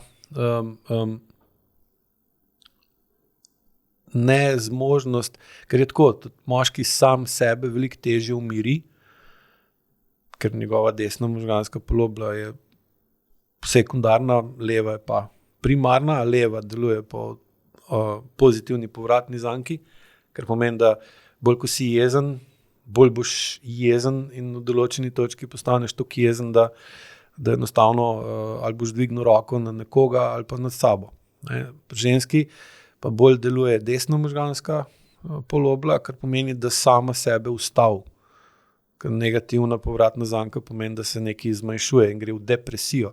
Tudi že iz tega lahko vidimo, da recimo desna je bolj nagnjena v depresijo, leva pa v manijo in tudi bipolarne motnje, šizofrenija in podobno. To vse kaže na odsotnost vpliva desne možganske poloble, leva je pa ful aktivna. Recimo pri ljudeh, ki zaradi nesreč, lezit, kapi, izgubijo funkcijo desne možganske poloble, so veliko bolj agresivni kot tisti, ki je leve nimajo. Oni so pa bolj pasivni. In recimo tisti, ki jim dela sam desna, gre več kot depresivno vedenje, kot tisti, ki jim dela sam leva. Je pa že to, da je toliko žensk sploh naredil samomor, znak, da se, ali pa neke vrste potrditev, da vedno manj žensk deluje po žensko in se primarno vedejo po moško in da tudi pri njih je bolj aktivna leva možganska polovica kot desna, kar pa za sabo potegne, da se da tudi same sebe ne znajo umiriti, ali pa ker ženska že zaradi tega, ker je sposobna ustvariti novo življenje, bi se morala ceniti, ker je to nekaj izjemnega, kar ne pomeni, da se zdaj moški ne smemo ceniti, ampak se bi morala zavedati, koliko je pomembna za prihodnost svojo in svojih otrok in vseh skupaj. Ne. Sam bolj, ko živimo v individualnem okolju, kjer je vsak za sebe, pa nimamo medsebojnih stikov, bolj desna možganska polobla zgublja funkcijo in zgublja vpliv na celotno življenje te osebe, leva pa dobiva. Ne. In pa vedno bolj gleda samo ozko in pa seveda lahko tudi narediš v tem brezupu, ki si tak sam, pa noben ti ne more pomagati, pa noben ti noče pomagati, ali pa ti nočeš, da ti kdo pomaga, ne. Pa lahko pridete do tega. Tako da samomori so seveda povezani predvsem s tem, z nezmožnostjo ali pa z brezupom, kako rešiti problem. Če greva še malo čez meje po Evropi, na vrhu lestvice po kronični depresiji, to so sicer podatki stari 5 let, so Islandija, Portugalska in Švedska. Pa je zanimivo, ne? Okay, Islandija pa Švedska, severne, hladne države, pa tudi zraven Portugalska, ki bi pa rekli tako laično, bolj sončna, topla država, da bo manj depresije, pa očitno to nima vpliva. Ne, mislim, ima vpliv skozi zgodovino, ne. Ker tukaj sama Portugalska, če gledate že njeno geografsko lego, pa njeno zgodovino zadnjih 500 let, niso bili najbolj prijetni ljudje in tudi, ko gledamo, kaj so se počeli kot zavojevalci, ne, v Južni Ameriki, pa Srednji Ameriki, tam je ogromno sovraštva, ogromno zlobe, ogromno hudobije. No, in seveda pa to vse enkrat preslej se plača. Ker preteklosti ne moreš pobegniti, v bistvu lahko jo samo pač urejuješ, kakor jo lahko, ne. Na severu je pa itak veliko težje živeti, tudi manj je svetlobe, ne, ker svetloba direktno spet vpliva na raven serotonina, ne. Biti od zunaj je zato eno, ali pa telesna aktivnost in podobno je to, da pomaga iti ven iz depresije, ne. Sem nasplošno je ta teža življenja, ne, tista, ki v bistvu pa ljudi spravi v to, da postanejo depresivni, ker je pa danes, ko lahko gledaš, kako živijo oni na Karibih, pa kako je fajn, ne vem, na Tenerifih, pa socialna omrežja, kjer vsi gor dajemo tisto, kar je najlepše v našem življenju, in pa to opazuješ in misliš, kako je vsem lepo, kako je vsem super, kako so vsi srečni pa zadovoljni, in pa svoje življenje pogledaš brez filtrov, ne, pa vidiš, da ni to, ne. In in se tudi, recimo, če gledamo države, ki nam jih stalno dajo za vzgled, kot da so najbolj srečne države, ne, recimo Danska, pa Finska, pa podobno, je težav z antidepresivi, pa z odvisnostjo od takih in drugačnih substanc, ki umetno dvigujejo občutek sreče, ne.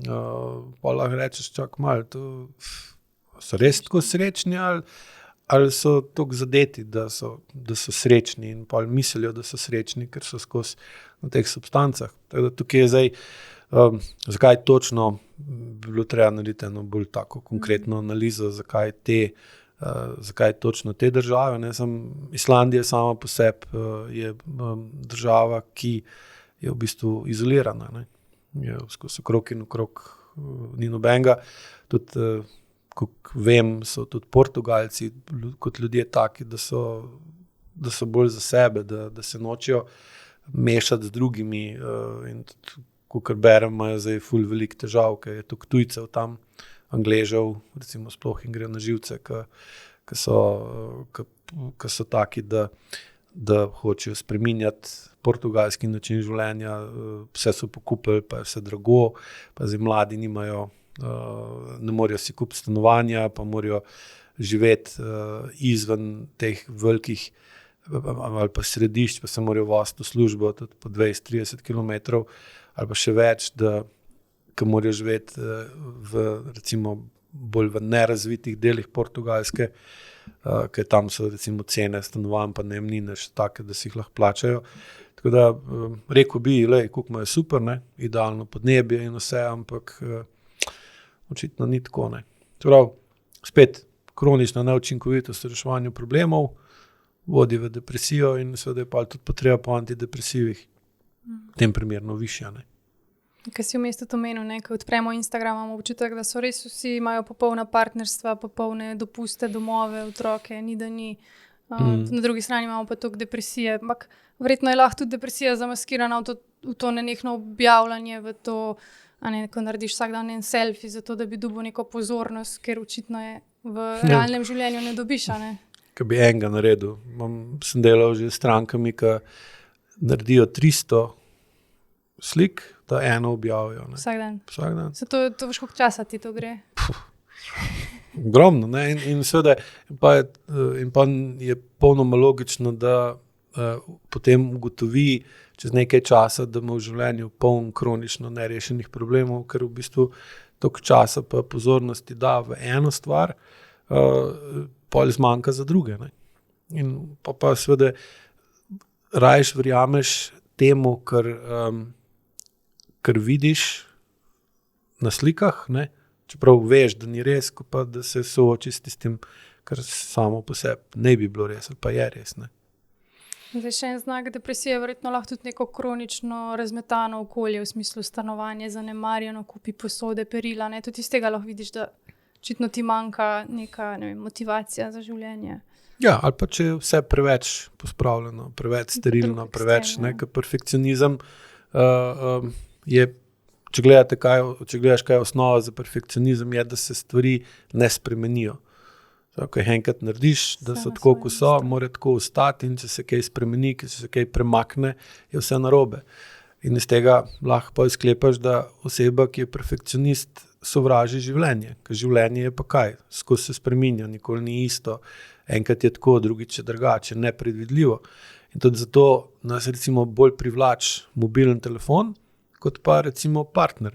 Ker partner je nepredvidljiv, če je živ, ne. Ker zdaj, če pa ni živ, mislim, v narekovajih živ, jasno, da je živ, ampak če se ne vede spontano, avtentično, pa sproščeno, potem če se vede spontano, avtentično, pa sproščeno, je nepredvidljiv.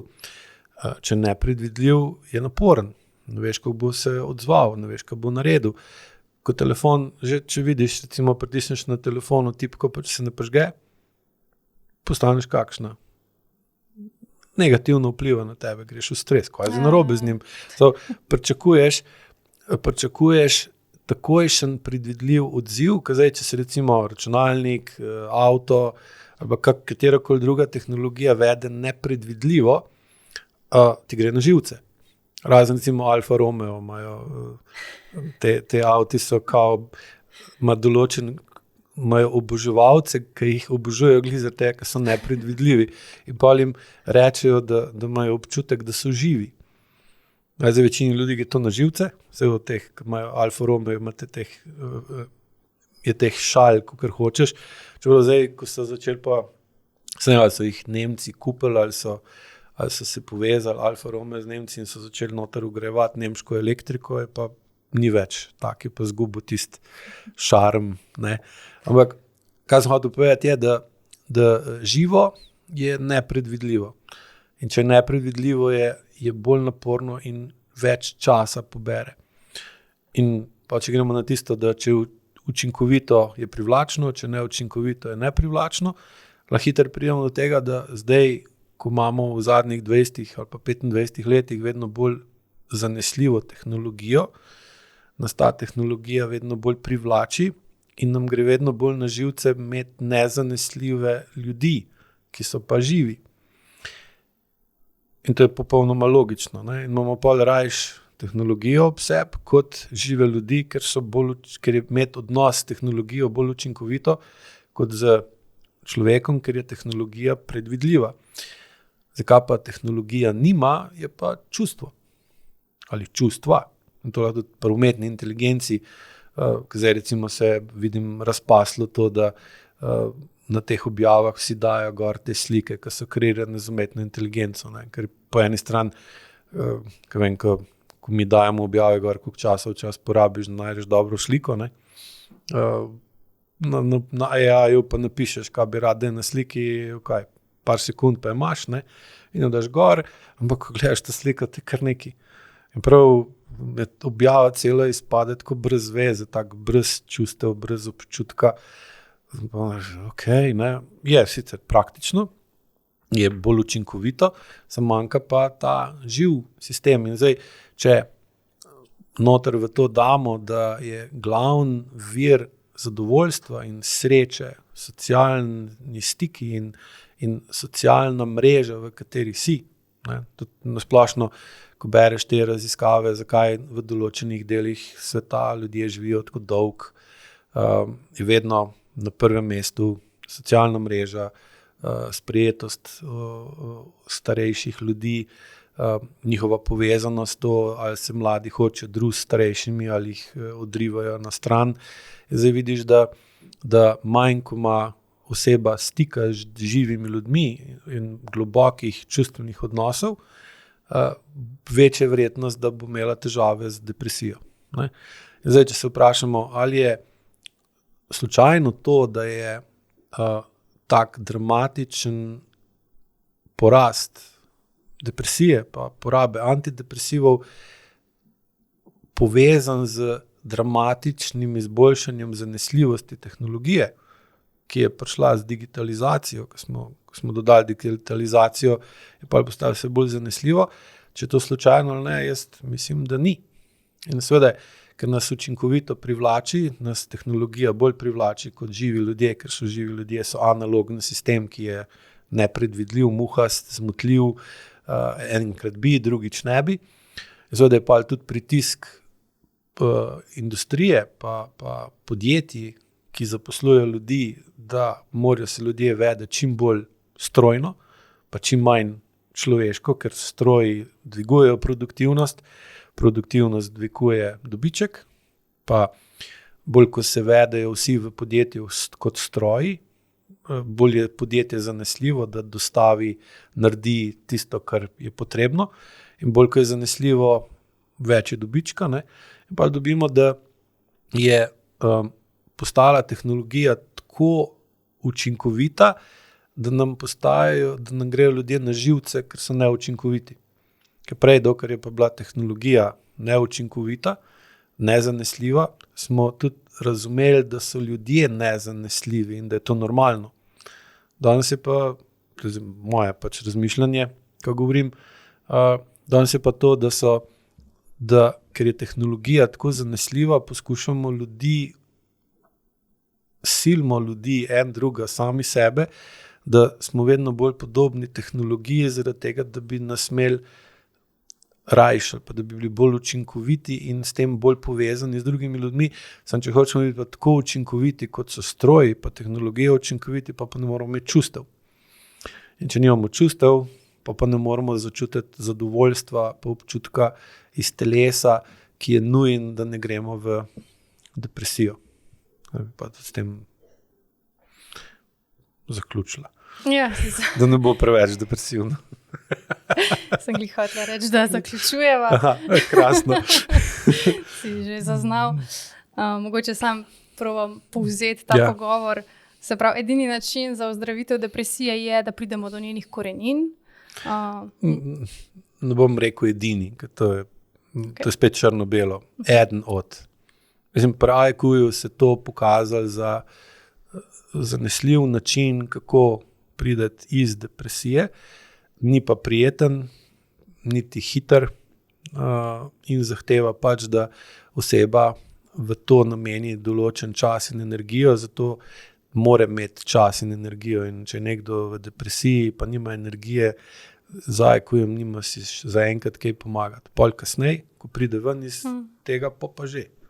Se pravi, moramo se vrniti nazaj v svoje telesa, da občutimo tudi tiste zamrznjene občutke, ki so v telesu, da jih izrazimo v okolje. Ampak postopoma, ker drugače podzavest ti pripravi, ti meče polena pod noge, da verjetno ne moreš, če se je sposobna. Pa mogoče še to, da depresija ni bolezen uma, ampak je v bistvu, gre za neko neizraženo, nesproščeno. Celostno stanje. Realno, če pogledamo na telo z desno možgansko poloblo, itak vidimo, da nič ni sam od nečesa. Da nič ne more biti sam iz uma, tako kot nič ne more biti sam iz telesa. Vedno je preplet okolja, telesa in uma in je to tako medsebojno povezano in nerazdružljivo, da lahko sicer za potrebe razlage pa razumevanja ločimo pa zavest, pa podzavest, pa telo, pa senzorni del, pa motorni del, pa živčevje, pa mišičevje, ampak realno se moramo pa čisto skozi zavedati, da je to eno in isto in je tako medsebojno odvisno, da ne moreš realno razmišljati pa ločevati to od tega, tisto od unga. Bi še kaj povedal tistim, ki se težko zjutraj vstanejo in grejo nov dan v 2 stavkih? Pa mislim, da sem mogoče celo preveč povedal. Okay. Tako da definitivno je možno to spremeniti, ne pa vedno.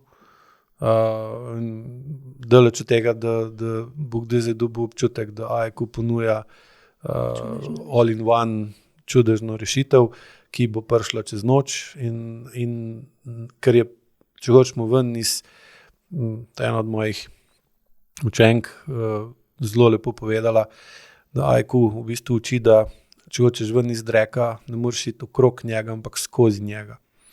In ta skozi drek ni fajn in pol seveda je tudi logično, da marsikdo poišče druge načine in niti približno ni AEQ edini. Je eden od in zdaj pač, kjer je to, kar razlagam, pa kar lahko tudi pogleda si na YouTubeu, pa na spletnih straneh, pa sliši tako pri meni kot pri mojih učencih logično, pa sprejemljivo, lahko proba in pol bo tako sam videl, koliko je ura. Tako. Hvala Aleš za tvoj obisk in za vse podrobne razlage. Verjamem, da bojo marsikomu koristile. Upam, da bojo. Hvala tebi na povabilu. Z veseljem. Pa še kdaj. Ja, upam.